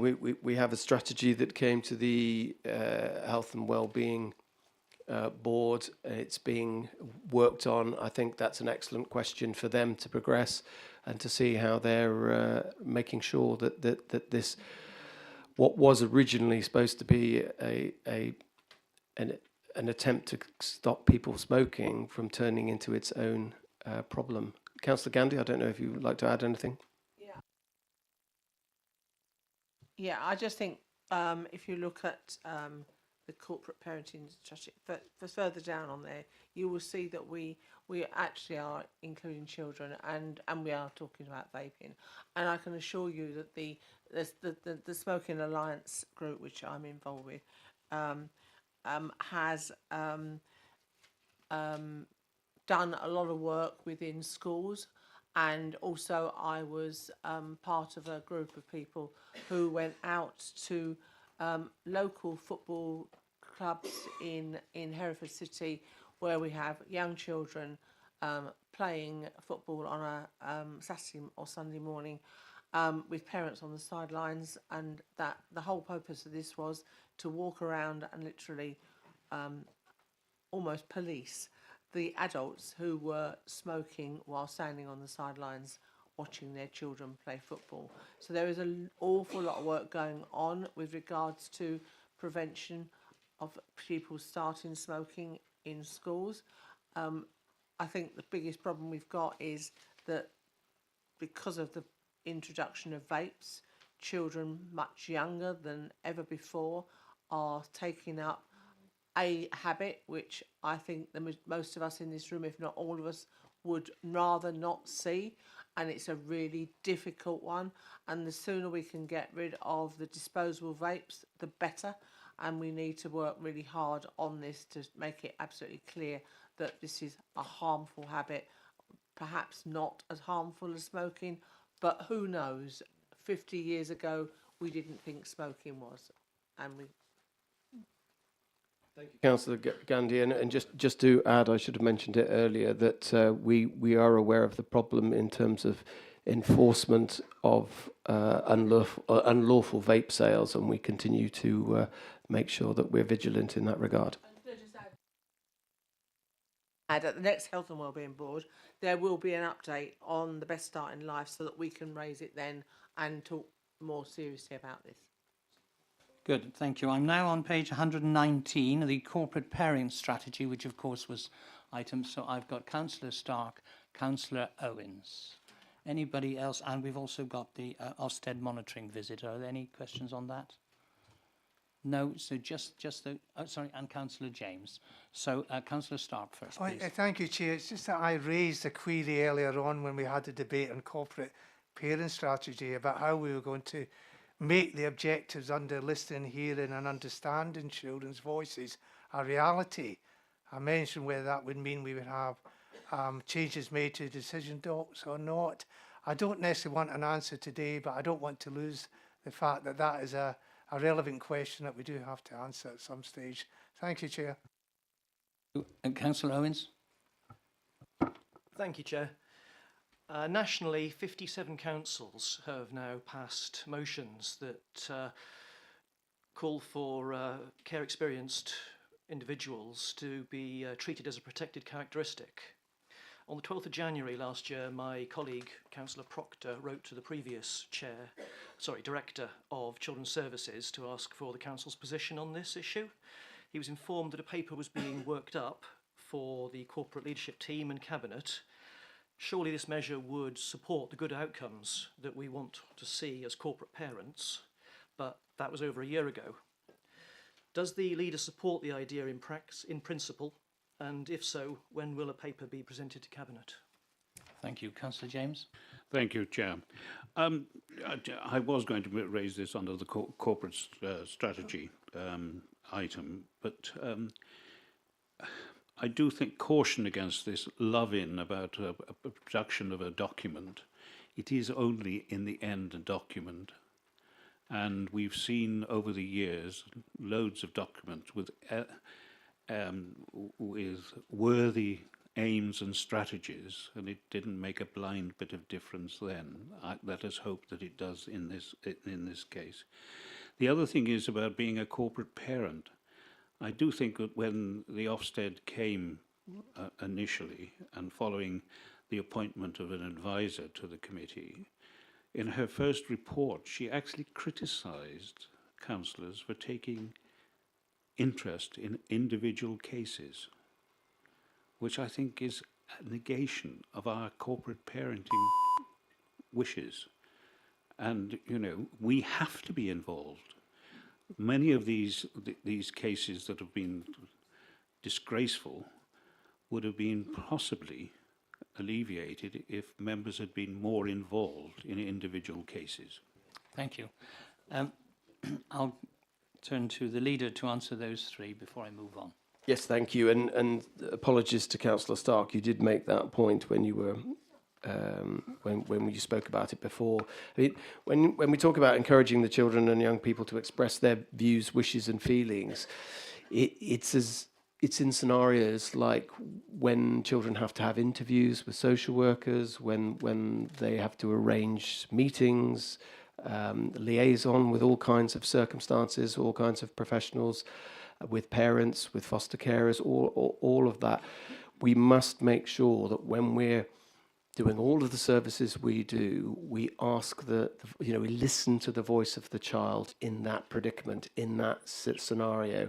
I always remember the example I was given when a child said, they said to the child, "What do you think's most important quality of a social worker?" And they said, "Well, I like the fact that they don't wear the lanyard when they're walking with me down the road to go to the shop, so they don't feel like they're being escorted somewhere by an official." It's that type of listening that we need to be really attuned to, and that's a really important thing. So, when we're producing documents, making decisions in council, yes, we must think about the voice of the child, but operationally, the real detail about how we listen to children in those scenarios is absolutely critical, and it's that really that's at the heart of it. And if I can go on to address Councillor Owen's point, the part about protected characteristic, I can see both pros and cons about that. The con would be negative thing against that would be, I'm sure, and we've heard the voice of the child say, we just want to be treated like we're normal. We're just like any other child. So if you make an exception, do you rob that child of that normality that you want to try and bring about? Just because they're in care doesn't mean to say that they're different to any other child. But I think the most important point here is, in thinking about whether we should pass that resolution and take that mindset, we need to ask our children what they think of that very idea. And I think in looking into that idea, we need to ask our children whether we think that they think that that's a good idea. And Councillor James, I note the point, but I just go back to the point I made earlier on, is that it has to be a living and breathing document that we must make sure that is delivered. Thank you. I'm now on page 120, Strategic Housing Provision, Councillor Proctor. Councillor Oliver. Anyone else? Right, Councillor Proctor. As per the Leaders' Report, we are accommodating 156 households in temporary accommodation, a number which has been going steadily up and up. As per Councillor Gandy's response to my question earlier, 1,338 people have presented as homeless since the 1st of April, a situation Councillor Gandy described as unprecedented. Obviously, I welcome the Cabinet decision yesterday to move forward with the Housing Development Company, which is something Lib Dems have pushed hard for, but that's only one tool in the toolbox. Does the Leader agree that the housing and homelessness situation in this county represents a real and present crisis, requires a much more energetic response from his administration, working across the authority and with all our local partners? Thank you. Councillor Oliver. Thank you, Chair. Yes, over 2,100 households on the waiting list for affordable homes. We do need to build houses for the need and demand. Over the period of 2011-2020, the net housing completions across Herefordshire amounted to 525 dwellings per annum, which is not meeting demand. This document states that we need to increase that from 2020 to 2030 to 1,070 dwellings per annum. A mandatory target for the county of 27,000 over 20 years would require 1,350,000 houses to be built per year. This target is not achievable under the present conditions. Most of the land is designated for housing is held by private companies who will build only what they can sell. And there are just not enough skilled building workers to achieve that target. Thank you. As to the affordable and social housing provision, I welcome the idea to establish a council-owned housing development committee. Thank you. So that we can build for demand and need. Councillor Lester. Am I going to ask myself a question? No. No, thank you, Councillor Proctor. Yes, if it was, if I could do, if all those houses could be built tomorrow, it wouldn't be soon enough. There is a housing shortage. We know this locally, we know it nationally, and we have waiting lists and we have people in temporary accommodation. But as you know, we are taking great strides in setting up this management company, in buying our own building to house temporary accommodation, provide temporary accommodation, and we're working with the independent sector with regard to housing associations, and we're developing a strategy with regard to engaging with the housing providers and the private sector. We're doing all of these things. None of them are happening as fast as I would like because of the housing shortage, but we're making the right strides in the right direction. And we reflected on that yesterday at Cabinet and thanked Councillor Owen for his motion that really set the ball rolling with regard to what this council can do to create housing provision. And, you know, as I say, we're making steps in the right direction, but this is a huge problem that we're not going to be able to solve overnight. But it's great that the full council is fully focused on this, knows the problems, and with our, you know, working as one council, I believe we can do our bit to alleviate the problem. Thank you. I'm now on page 121. That's agenda items phosphate and the existing highway infrastructure. I've got counts. Heathfield, Hurcombe, Highfield, Hurcombe, and Heathfield. Sorry, Highfield, Hurcombe, and Heathfield. Hurricanes hardly happen. So can we take those three first, please? Councillor Heathfield. Sorry, was that me first or Councillor Highfield? I got confused. Yes, you me go first. first. Thank you. So I'm so glad that you've mentioned existing highways infrastructure, and obviously some of the most important users of that infrastructure are buses. We need more buses. We need to get more people to where they need and want to be. Back in October, it was agreed to hold a bus summit. So following yesterday's Cabinet, I'm really looking forward to hearing that early summer date for that summit soon, and especially following on from Mencap's question this morning, I'm really interested that we look at that concessionary bus pass use, the time restrictions that are placed upon them, how we can change those, and following on from the other question about when the next partnership meeting is, maybe Councillor Price has had a chance to check his diary and can tell us when it is. Thank you. Highfield. Yes, the H's have it today. The right housing in the right place. The new government has, I think correctly, driven a big uptick in the number of house building, but in so doing, they've driven a coach and horses through the planning rules. And the result of that is that in some cases, the wrong house will be built in the wrong place. And I just wanted to note that. I don't know what we can do about it. Now, the other thing is for our own thing, the moratorium on building in the Lug catchment is no longer justifiable based on new housing regulations. New housing would not increase the pollution of the Lug catchment because of the new regulations that are in place. And so that moratorium should be ended because it's costing a spectacular amount to the GDP of the Northwest New Territories. And the health of our rivers, finally, the information out there is much misunderstood. It's a complicated answer, and I think we need to do more to get the true facts out to the public. Thank you. And Hurcombe. Thank you, Chair. I'd like to echo Councillor Highfield's calls for the phosphate moratorium to be reviewed. We had legal advice several years ago which brought us into the moratorium, and the data has significantly changed from that point, and there's been a lot of activity from the council to recover the river health and reduce pollution from house building. So if the leader could commit to reviewing that legal advice. I'd also like to welcome that the phosphate credits continue to be released from the wetlands. I note with planning applications in my ward, there is a problem at the moment with ecology responses because we are slightly short of staff in the ecology team. Can the leader just reassure me that every effort is being made to fill those vacancies and put additional resource in where it is needed? Thank you. Thank you. Leader? Thank you. I'll try and respond only using the word H. Right.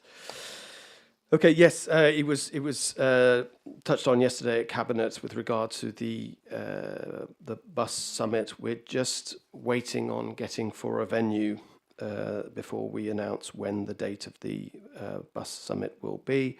That will be a really important meeting to be held, and I look forward to the progress on that. Councillor Highfield rightly points out that the new housing targets are going to put a huge strain on the planning system, and the planning system and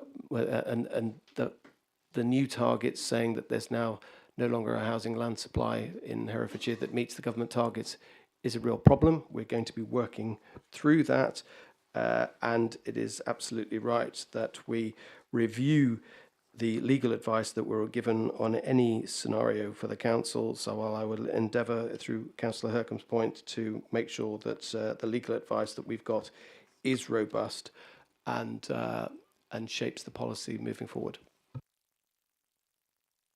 Right. Councillor Swinders, did you want to add to that? Not to that specifically, but if I may come in at this point with something that I wanted to bring up, but I wasn't quite certain where to where to raise it. But it does relate to the phosphates issue. Okay. Clearly, the Herefordshire Council has a role in working with partners to improve the condition of the River Wye catchment. Will the leader join me in welcoming the upcoming visit of Minister Emma Hardy and Deputy First Minister Hugh Rankin-Davies, who will be holding a roundtable to discuss this issue? It's very good to see both governments working together. The river does not have borders, and so this level of cooperation is vital and a very welcome development. Thank you. Thank you for that update. I've got Councillor Price and then Councillor Stark. Yes, thank you, Leader. In response to Councillor Heathfield, I can tell you that the next Enhanced Partnership Board meeting is on the 20th of March, which is not very far ahead. And yes, the question that was raised by Mencap earlier is on the agenda. Thank you. Councillor Stark and then Councillor Simmons and Councillor James. This is not a question, Councillor Chair, so don't count it against my 3, please. I would just like to inform Council that the Environment and Sustainability Scrutiny Committee did make a recommendation that the moratorium on housing development in the north of the county should be immediately lifted. And if we get a response to that, then hopefully that will actually answer the questions raised today. Thank you. Councillor Simmons. Thank you, Chair. Would the leader agree with me that there may be a slight omission in his detailed report, just with regard to the local nature recovery strategy that's currently being undertaken, a mapping exercise? And I think it's really vital that all ward members are aware that this exercise is being undertaken and that you should be responding on areas that need to be included. This is really important given the lack of 5-year housing land supply and that we are seeing potentially speculative development coming forward. Councillor James. Thank you, Chair. The road system in this county is worse than it has ever been. The state of the roads is appalling. Year on year, we hear government announcing extra money for filling of potholes, etc., etc., and yet it gets worse and worse and worse. Part of the reason is the inefficient way in which we deal with this. We have a contractor that sends out 3 vehicles, five men, and fills 12 potholes in. Why don't we bring it in-house and move to using local businesses and contractors to do this particular job? They would do it for a fraction of the cost of what it costs us through our national company, and we'd get a far better roads in our county. Thank you. Leader? Thank you. Thank you for reminding us, Councillor Stark, that the Scrutiny Committee put that recommendation forward, and we will endeavour to get an answer for you. Sorry it's been so that you haven't received that yet. Councillor Simmons, yes, thank you for reminding me that that should have been in the report, and I will endeavour to make sure that my next report gives an update on that. And Councillor James, we're engaging in making sure that we've got a new future operating model contract that is going to be different, new and improved, different way of working. And we look forward to making sure that when we do appoint a contractor, it does all of the things that we want it to do, so that members of the public can be assured that our investment in our roads is done in accordance with best value. I have a more optimistic picture of the state of the roads at the moment, because we're seeing an unprecedented amount of road resurfacing in Herefordshire, which is really helping communities. And, you know, when you consider that we used to do £1 million of road resurfacing a year, and in 2024 we did £8 million worth of road resurfacing, that's the equivalent of 8 years worth in 1 year. I think we can definitely say that the roads are improving. However, we have 2,000 miles of them, so there's lots of work to do, and we must prioritise the work accordingly. But we're doing three things. We're addressing potholes, but we're road resurfacing and we're surface dressing.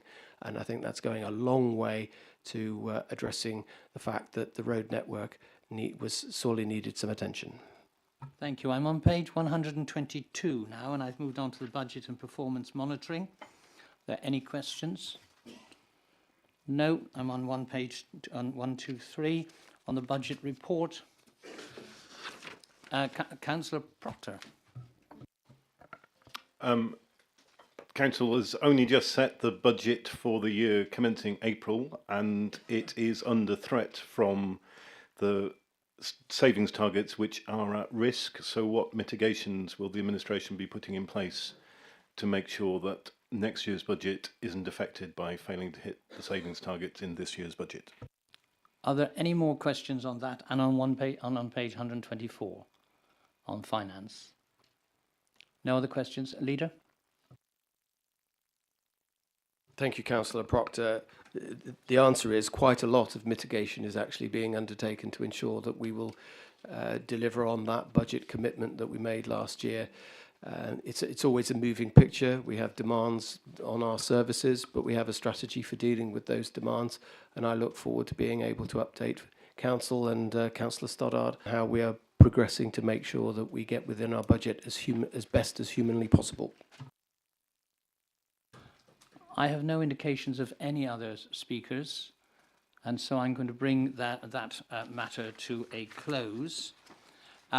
It's my suggestion at this time that we have been going on now for nearly 2 hours, that we actually take a break for a quarter of an hour and then return for the last two debates. Are you content with that? Agreed? Agreed. Very well. Can I have the live stream record?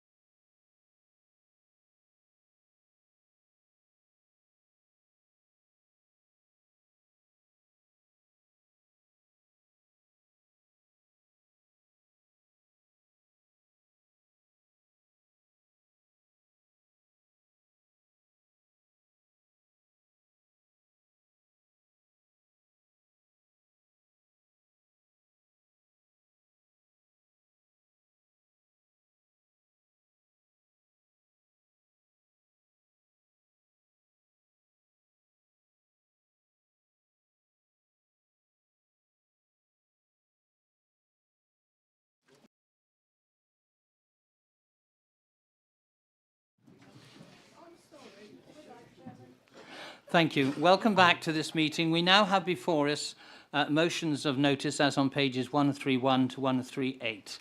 I will move to the first motion, which is on the minor injuries unit, and call upon Councillor Driscoll, please, to introduce your motion. Councillor Driscoll.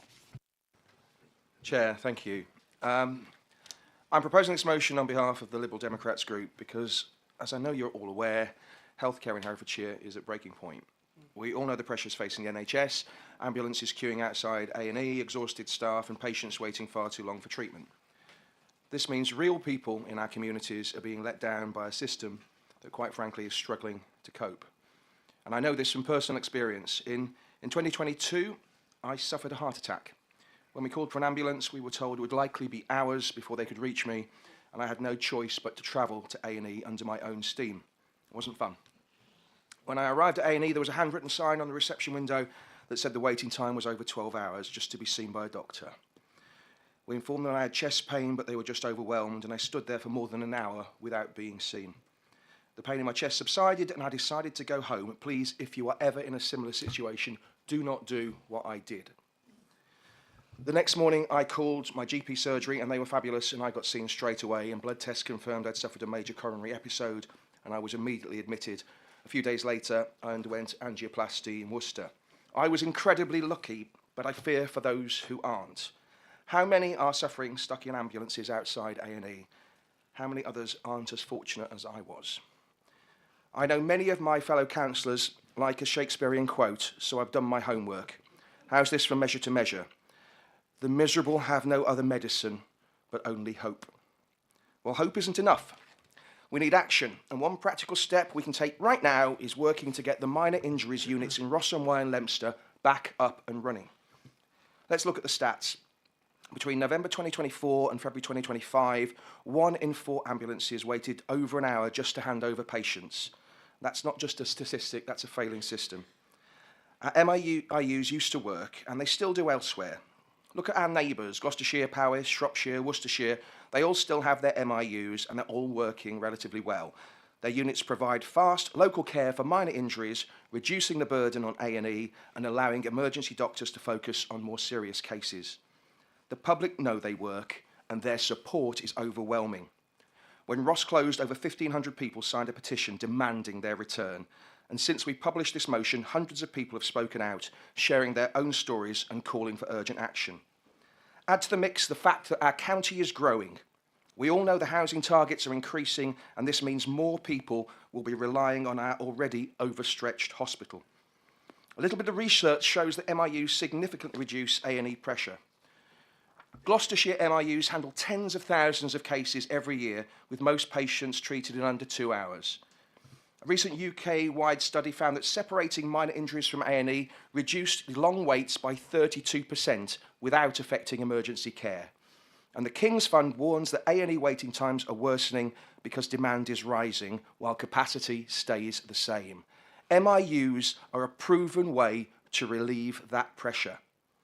This isn't some nostalgic idea of bringing back the past. It's about proven solutions that work elsewhere and could work here again too. Some people are going to say, where will the staff come from and where's the money? And these are valid concerns, but they're not insurmountable. Since publicising this motion, I've been contacted by senior NHS staff with ideas on how to make our MIUs work again. And if we don't at least try, then we're simply accepting failure. This motion is simple and realistic. Support reinstated minor injury units in Herefordshire to ease the pressure on A&E and improve urgent care access. And call on the executive to work with our NHS partners to find a way to reopen them. It's common sense, a practical healthcare reform that continues to work in other counties all around us. Our hospital is struggling, our residents are waiting too long, and our county is growing. One last Shakespearean quote, this time from Coriolanus. Action is eloquence. This is not a time for delay or endless discussions or saying we'll look into it. Now is the time for action. Let us not just talk about supporting the NHS, let's take real steps to do it. So today I ask this council to back this motion and give our communities the urgent care they deserve. Thank you. Thank you, Councillor Driscoll. Councillor Proctor, do you want a second now or later? Later, please. Thank you. I've got speakers indicated as Councillor Kenyon, Councillor Gandy and Councillor Purbury. And then I've got a huge amount of others.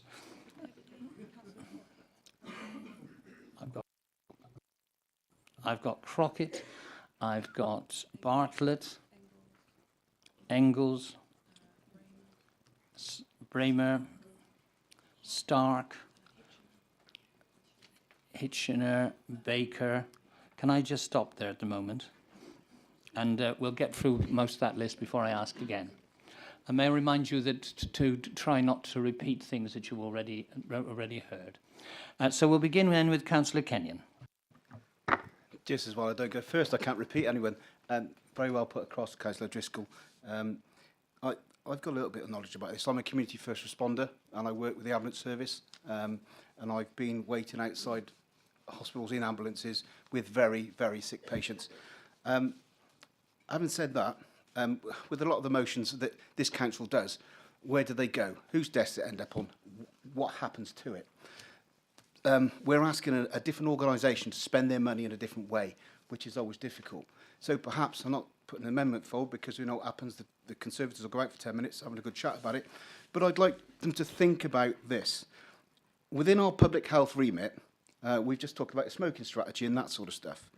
Why don't we do an education strategy around A&E, 111 and doctor's surgeries, when to use them, how to use them, and where to go when something is wrong with you. That's something this council could do. So I'm kind of, yes, I will support this because it's not a bad thing, but I don't think we will get that far with it. I really hope we do. But I suggest the council look at our own strategy. That is something we can do. Thank you. Councillor Gandy. Thank you. I have had similar experiences to Councillor Driscoll in waiting for A&E for ambulances and the length of time. In fact, when I arrived, it was 15 hours plus, but I was taken to resus, so I didn't have to, unfortunately, experience that length of wait. But from a personal point of view, I am fortunate. I live in the far north of Herefordshire. And the residents who live in the far north of Herefordshire, unlike the rest of Herefordshire, have the option to go to Ludlow or Tenbury. And Ludlow is open 8 till 8, 7 days a week. And on 2 occasions, my husband and I, with minor injuries but which needed treatment, went to Ludlow and were treated well. In Worcestershire, which is where I've come from and where I worked in the health service, there are minor injuries units in Bromsgrove, Evesham, Kidderminster, Malvern and Tenbury. And they're all open 7 days a week, apart from Tenbury, until 8 or 9 o'clock at night.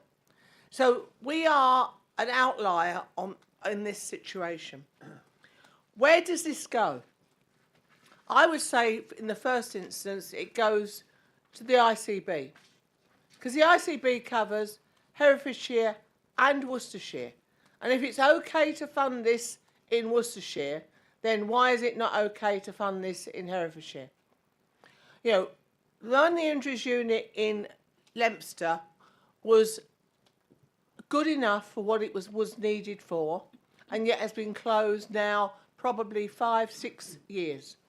We have a huge population of people in this county who live in rural communities, not necessarily with the ability to get easily to Hereford. And so therefore, I think we have I fully support this motion, and I think it should go to the ICB for consideration. And I certainly will take it to the Health and Wellbeing Board. Thank you, Councillor Gandy. Councillor Purbury? It's challenging today. It's Councillor Pebbody. Oh, Pebbody, That's sorry. right, thank you. There is actually one minor injuries unit remaining in Herefordshire. It's in Ledbury. There's often confusion about what's on offer. Its opening times don't include evenings and weekends. Its limited diagnostic facilities mean that if you need an X-ray, you'll be sent to Hereford. It's meant to be a walk-in facility, but recently patients have been sent away and told to phone 111 to book an appointment. If you try and find out about the MIU through the Ledbury Healthcare Practice website, you'll find no mention of it because it's operated by Shaw Healthcare. None of this gives people confidence that this is a reliable service that could meet their needs. But for those who can handle all of that, it's invaluable, principally because it's on their doorstep. One of the reasons that MIUs were closed was to deploy skilled workforce to the A&E department in Hereford, where more patients could be seen. And following their closure, a Herefordshire Emergency and Urgent Care report in 2020 stated that there is limited national evidence to suggest that an MIU closure has a significant impact upon A&E. But what this doesn't recognise is the impact on health equality. For some people, a journey to Hereford without much needed good public transport networks is hard enough, even when you're not injured. So I support this motion and also call for the retention improvement of the Ledbury MIU. Thank you. Councillor Crockett. Thank you, Chairman. I can't believe we're here again. This has been going round and round for years, and I'm sure Councillor James would acknowledge that. We've had Councillor Andrews, who brought this to scrutiny when she was chair of that committee. I don't think it's only a Liberal Democrat concern. I think it is a cross-party concern, and I think the show of hands who want to speak on this issue actually acknowledges that. And I'm sure they're all going to go the same way. Councillor Gandhi has already stolen my thunder with the citing of where there are MIUs in operation. And what we need to do is look at the ICB. The Integrated Care Board are the ones who fund these. And this is Herefordshire and Worcestershire ICB. But all we get is Worcestershire MIUs. So I ask for a cross-party support in this review, and we need legitimate data to confirm this is what we really need. We do not want skewed data. I know in person I had a doctor come into my ambulance to assess me so that they could tick the time box. This is not right. Ticking boxes is not about people's care. So I ask the administration for support, and that our representative on the Integrated Care Board, I keep saying ICB, but we mustn't use abbreviations, our Chief Executive, Paul Walker, is part of that board. So we take this serious concern to the Chair and the Chief Executive of said board. We must ensure that the Managing Director of Wye Valley Trust, Jane Ives, who is a board partner member, and Dr. Nigel Fraser, who is also a partner member representing the primary care sector, bring the facts to this board, to council prior to any decisions. I 100% support this motion. Thank you. Thank you. I've got Councillor Bartlett, Councillor Engel, Councillor Bramer. So Councillor Bartlett. Thank you. Yeah, and this is actually the second motion, isn't it, that's come to council. There's one around however many years ago. I mean, yeah, I live in Leominster. I've used the MIU. I know it makes a difference, and I didn't have to go to Hereford, and that was a huge difference. And there's lots of people that just can't get there. I mean, we're told that it's great to get to we're lucky we can get to Ludlow, but we shouldn't have to go to Shropshire. So I'm definitely going to support the opening of the MIUs in the market towns, Ross and Leominster, and looking to make sure that Ledbury's up to scratch. You know, probably Councillor Andrews did bring the CQC report to the health scrutiny on 29th of July last year, and we did hear how under pressure they are in urgent care. So yeah, I mean, I was really happy to be able to say, you know, we need a recommendation that the MIUs in Leominster and Ross should be reopened to relieve the pressure on the A&E department of the county hospital. And that went through the scrutiny committee last year. So this is, you know, this is great timing, because it really does underpin the fact that even the scrutiny are trying to get something done about that. So I'm really pleased to be able to support this motion it adds pressure, and like Councillor Gandhi said, you know, if we got some routes that we can actually get action on this time, that would be great, because we do have an integrated care board that does seem to have one rule for one and one rule for the other, and that surely can't be right when we're talking about equitable care and the ability to access care across a very large rural area. So yes, I will be supporting this. Thank you. Thank you. Councillor Engel. I hesitate to try and cap the story from Councillor O'Driscoll, so I won't. But a few weeks ago, my daughter broke a couple of fingers. She rang our surgery. They said A&E. She said, I'll be there for 4 hours. 8, they said. And then I had an idea. We live halfway between Hereford and Abergavenny, and I remembered they had a minor injuries unit at Neville Hall, a leftover from the days when it had a proper A&E. It was amazing. In at 4 p.m, done and dusted before 5. True, they spoiled it later by calling her in for a checkup the next Monday in a second-class letter that arrived on the Tuesday, with a phone number given as a backup, but was never answered. But still, when I saw this motion, I was delighted and wanted to add my voice to it. It seemed a no-brainer, but I thought I should talk to some doctors. Well, they said it works in Abergavenny because it's still a large hospital with 200 beds, specialists on hand and diagnostic equipment. And often the gap between minor and major is not obvious. Broken finger, fine. What about an old lady who falls and hits her head on Ross? Guess wrong about it. Think it's a minor injury, and when her condition worsens, you're still half an hour from an ambulance, even on a good day. I was told the units were difficult to staff, that there was a problem of getting the kit.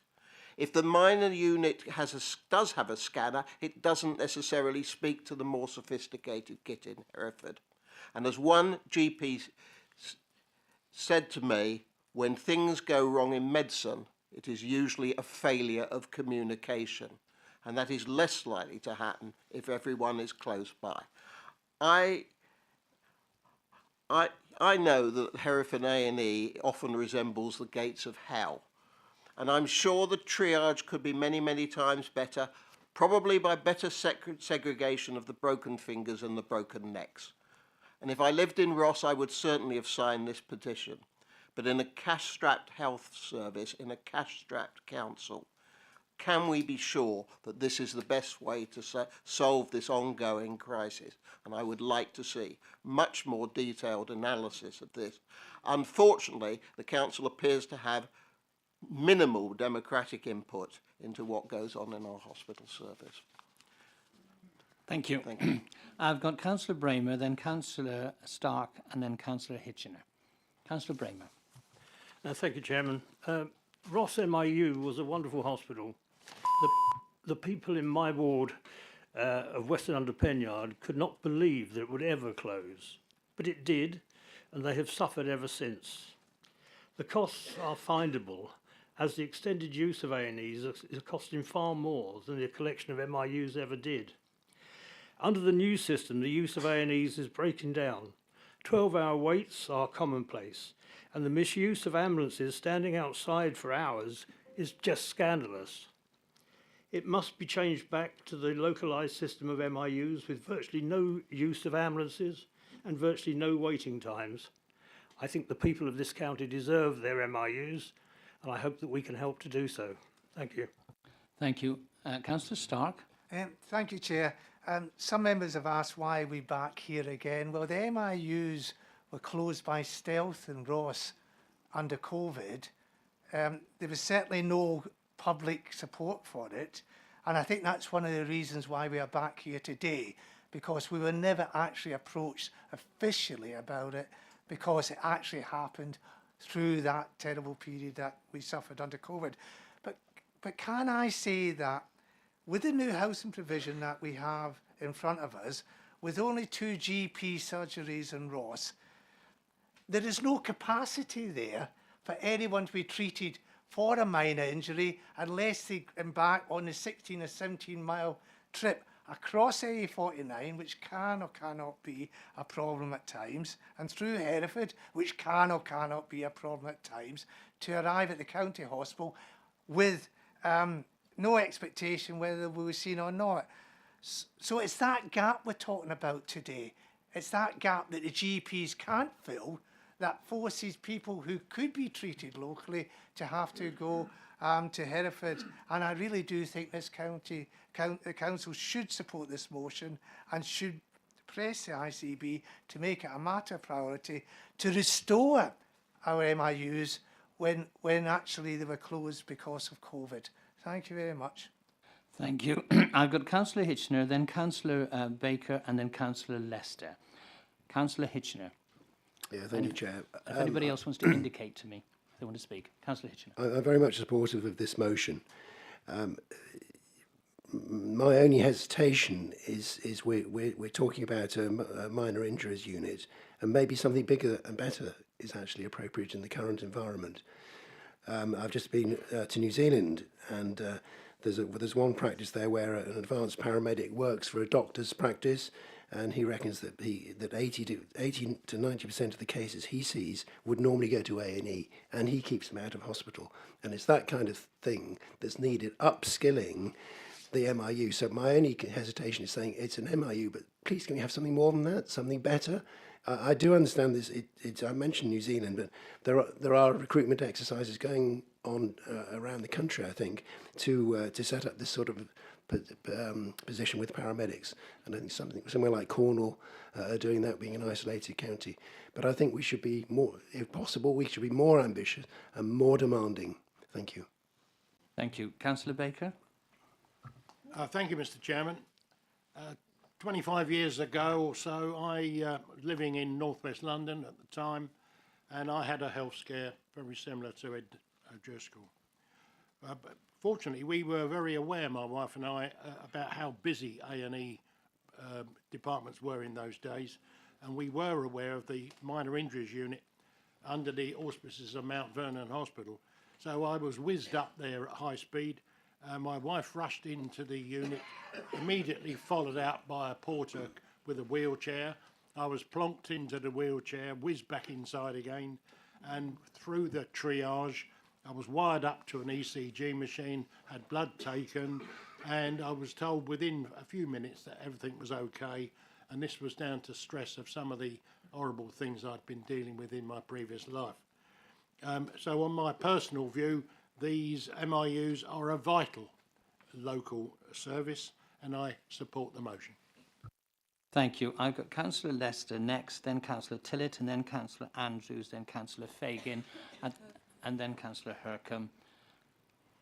And then I'll probably go back to Councillor Proctor. Councillor Lester. Thank you, Chairman. Thank you to Councillor O'Driscoll for raising this issue and bringing this motion forward.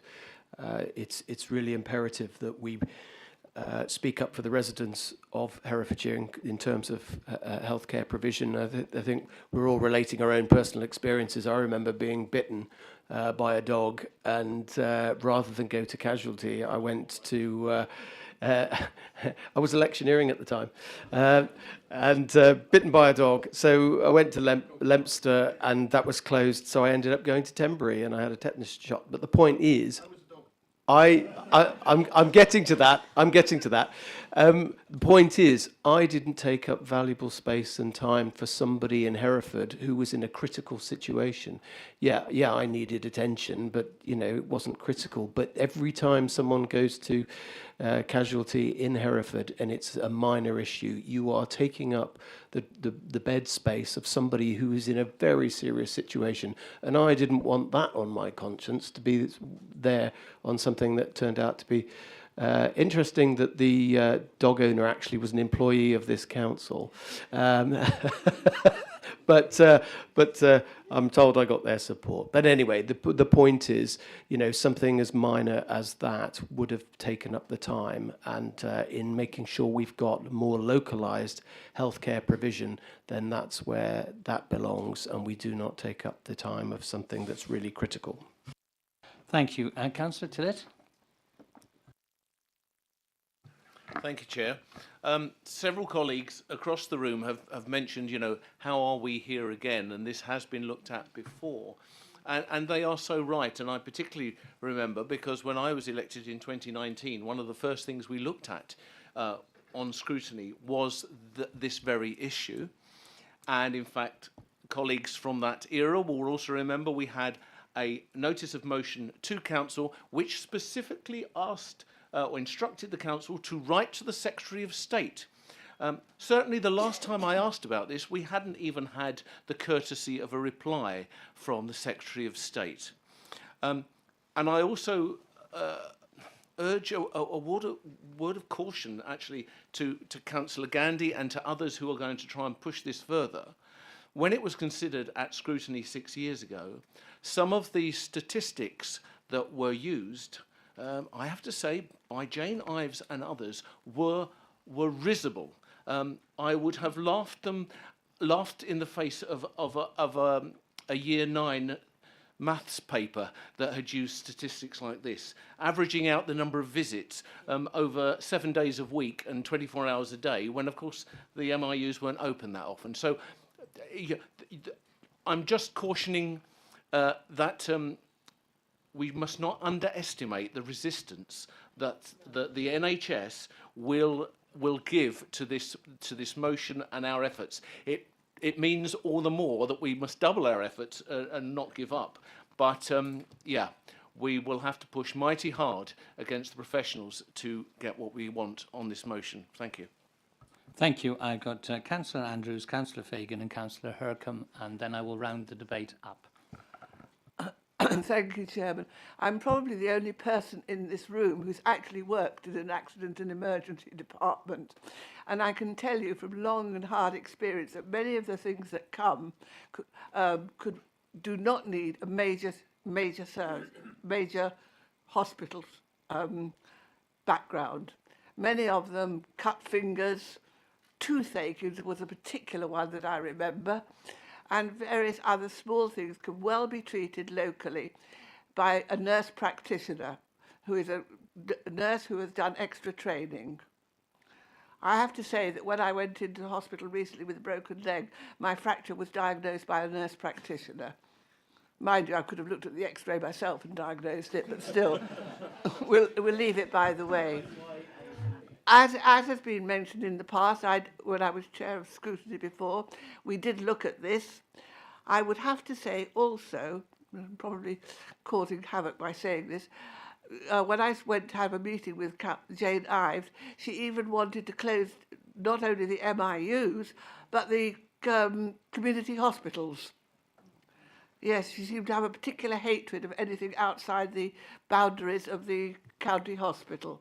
Fortunately, that one died the death, because it's only the fact that we have the community hospitals that patients can be referred to that frees a few beds at the county. But we do need the MIUs back. And please don't take any notice of the fact there's no staffing. Many people who live in Ross or Leominster will be grateful of the opportunity of working there rather than having to come into Hereford at every opportunity. Thank you. Thank you. Councillor Fagan. I think that this situation with the MIUs is indicative of the broken healthcare system that we have, and if we can do anything to actually address that, that would be better. I no longer have young children. They've all grown up and left home. But when I did, accidents happened, and I can remember one involved a coconut and a hammer on a Friday evening. There was a thumb in a door, which was very disconcerting, and when the thumb came out, it definitely needed attention. And there was a porcupine quill which went through a foot. Now, I was never actually referred to social services, and I'm very grateful for that. But what I am really grateful for is the fact that I could take my children to the Ross MIU and that they could get the attention that they needed. And as Councillor Lester said, we didn't take up important hospital time at the county hospital with those small injuries, and there is no way that I could have taken 3 young children and sat for 8 hours in the waiting room at the county hospital. So I think for small injuries, we need these small units that can actually respond, particularly in a rural county, and particularly in a county where we have obvious network problems within Hereford, and we can talk for hours about that again. But actually, the fact is that what we are doing is directing everybody, staff and patients, into the centre of Hereford, and it does not serve anybody well. So I will be supporting the motion. Thank you. And Councillor Hurcombe. Thank you, Chair. In January, following a meeting in this building, I had the misfortune of finding myself in Hereford A&E with incredible pain. You may be surprised to know that the meeting I was attending was a Conservative group meeting, although I confess it had no bearing on my unfortunate situation. It was, in fact, a reoccurrence of a kidney stone, which I've been suffering with since August. And my experience of A&E was okay at the time, all things considered, and I was in and out within 8 hours. And I was incredibly grateful for colleagues, including the leader of the council, who offered to come and keep me company while I waited. Unfortunately, I felt that the pain I was in at the time could only have been made worse by the company of another politician. I will spare you the details of how the kidney stone was eventually removed, but I am fine now. But brevity aside, I wholeheartedly agree with colleagues that a minor injury unit would take the pressure off those cases which need A&E treatment. And my brother is actually an A&E doctor and regularly comes home hours after his shift should have ended because of the pressure that's on the service. So I wholeheartedly support this motion. Thank you. Is there anyone else who wants to speak before I go back to the second? I've got Councillor Mason, and right, I'm going to take that as the last speaker, and then I'm going to go to Councillor Proctor. Councillor Mason. I wasn't intending to speak on this, but on the back of so many anecdotes from various councillors, I thought I'd just make it absolutely clear that this is not because of people's political involvement. My wife is, in fact, a doctor at Hereford County Hospital, and she entirely supports the essence behind this motion. So you can rest assured the experiences that we are talking about are not held purely by those anecdotes illustrated today. The one thing I would, of course, point is that some people might question exactly how much of this is in our gift. And it feels to me that the welfare of our community, whether it be, well, in all sorts of areas, but if you think back to Maslow's hierarchy of needs, those very basic physiological ones, like health and safety and food, are right at the very core of what we should care about. Thank you. Thank you. Councillor Proctor, you're seconding the motion. Thank you. Thank you. Obviously, I can tell the direction that the room is going in, so I'm tempted not to say anything, but I am a councillor with a microphone, so I will say just a couple of words. In particular, I wanted to second this motion because I represent a ward right in the heart of the city. The last time I had to go to A&E, I walked there in 5 minutes. When the doctor was unavailable, I walked home for a bit and walked back. So the experience in the city is very different to the experiences we're hearing around the room. But I wanted to really state clearly that this is a matter that affects the whole county, and the whole county should stand together in calling for this. I just wanted to refer to an article from 2023 in the Hereford Times, where, responding to reports that Hereford had the second worst waiting times in January 23, a spokesman for the Wye Valley Trust said, "It is important to note that the Trust does not run any minor injury units, urgent treatment centres or walk-in centres. MIU, UTC and WIC performance is taken into account for the overall 4-hour performance, and trusts which have these facilities within their health systems generally get a 4-hour performance gain of around 10 to 12%. So Wye Valley Trust, in a statement, has already agreed that if we had MIUs, the wait times for Hereford A&E would be reduced. I've heard some councillors talking about whether we have any powers in this space. We do have limited explicit powers around the health system, and we should feel free to use them. But more than that, we are the democratic, accountable and representative body within the system. It's entirely right, entirely appropriate that the council takes a view on this. Let's face it, the health system will not let us get involved in the detailed planning of what MIUs end up being, but it's entirely right that we represent our constituents in that case. The health system is a county system. People across the county have the right to expect high quality, appropriate care where and when they need it, whether they live in College Ward, in Hinton, in Golden Valley, in Ross, in Mortimer, wherever they live. So I'm delighted to be able to second this motion. Thank you, Councillor Proctor. Councillor Driscoll, now will you have the right to the reply as the proposer? I don't think there's anything further to add. I think the room has really summed up the issue exceptionally well. Thank you. Thank you very much. Very well, the motion is laid out before you on page 132 in those 2 bullet points. I'm going to take a straightforward vote on this. All those in favour of this motion?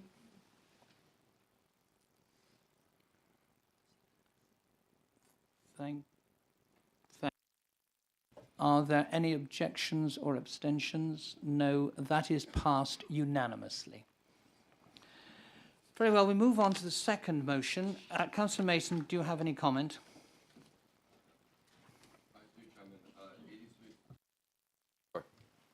It is with great regret that this motion I will be withdrawing. And that's in accordance with, in our constitution, 4.1.113. A member may withdraw a motion which they have moved without the consent of either the meeting and or the seconder. Therefore, you are removing the motion. Great regret. Thank you. Well, very well. That motion is then removed, and therefore that will complete the business of this court. Sorry. I'm thinking of the day job. I'd like to thank members of the public and councillors for their attendance at today's meeting. The next scheduled meeting of the council is our annual meeting at 10:30 on Friday, the 23rd of May. I will now declare the meeting closed. Thank you. Can I ask for the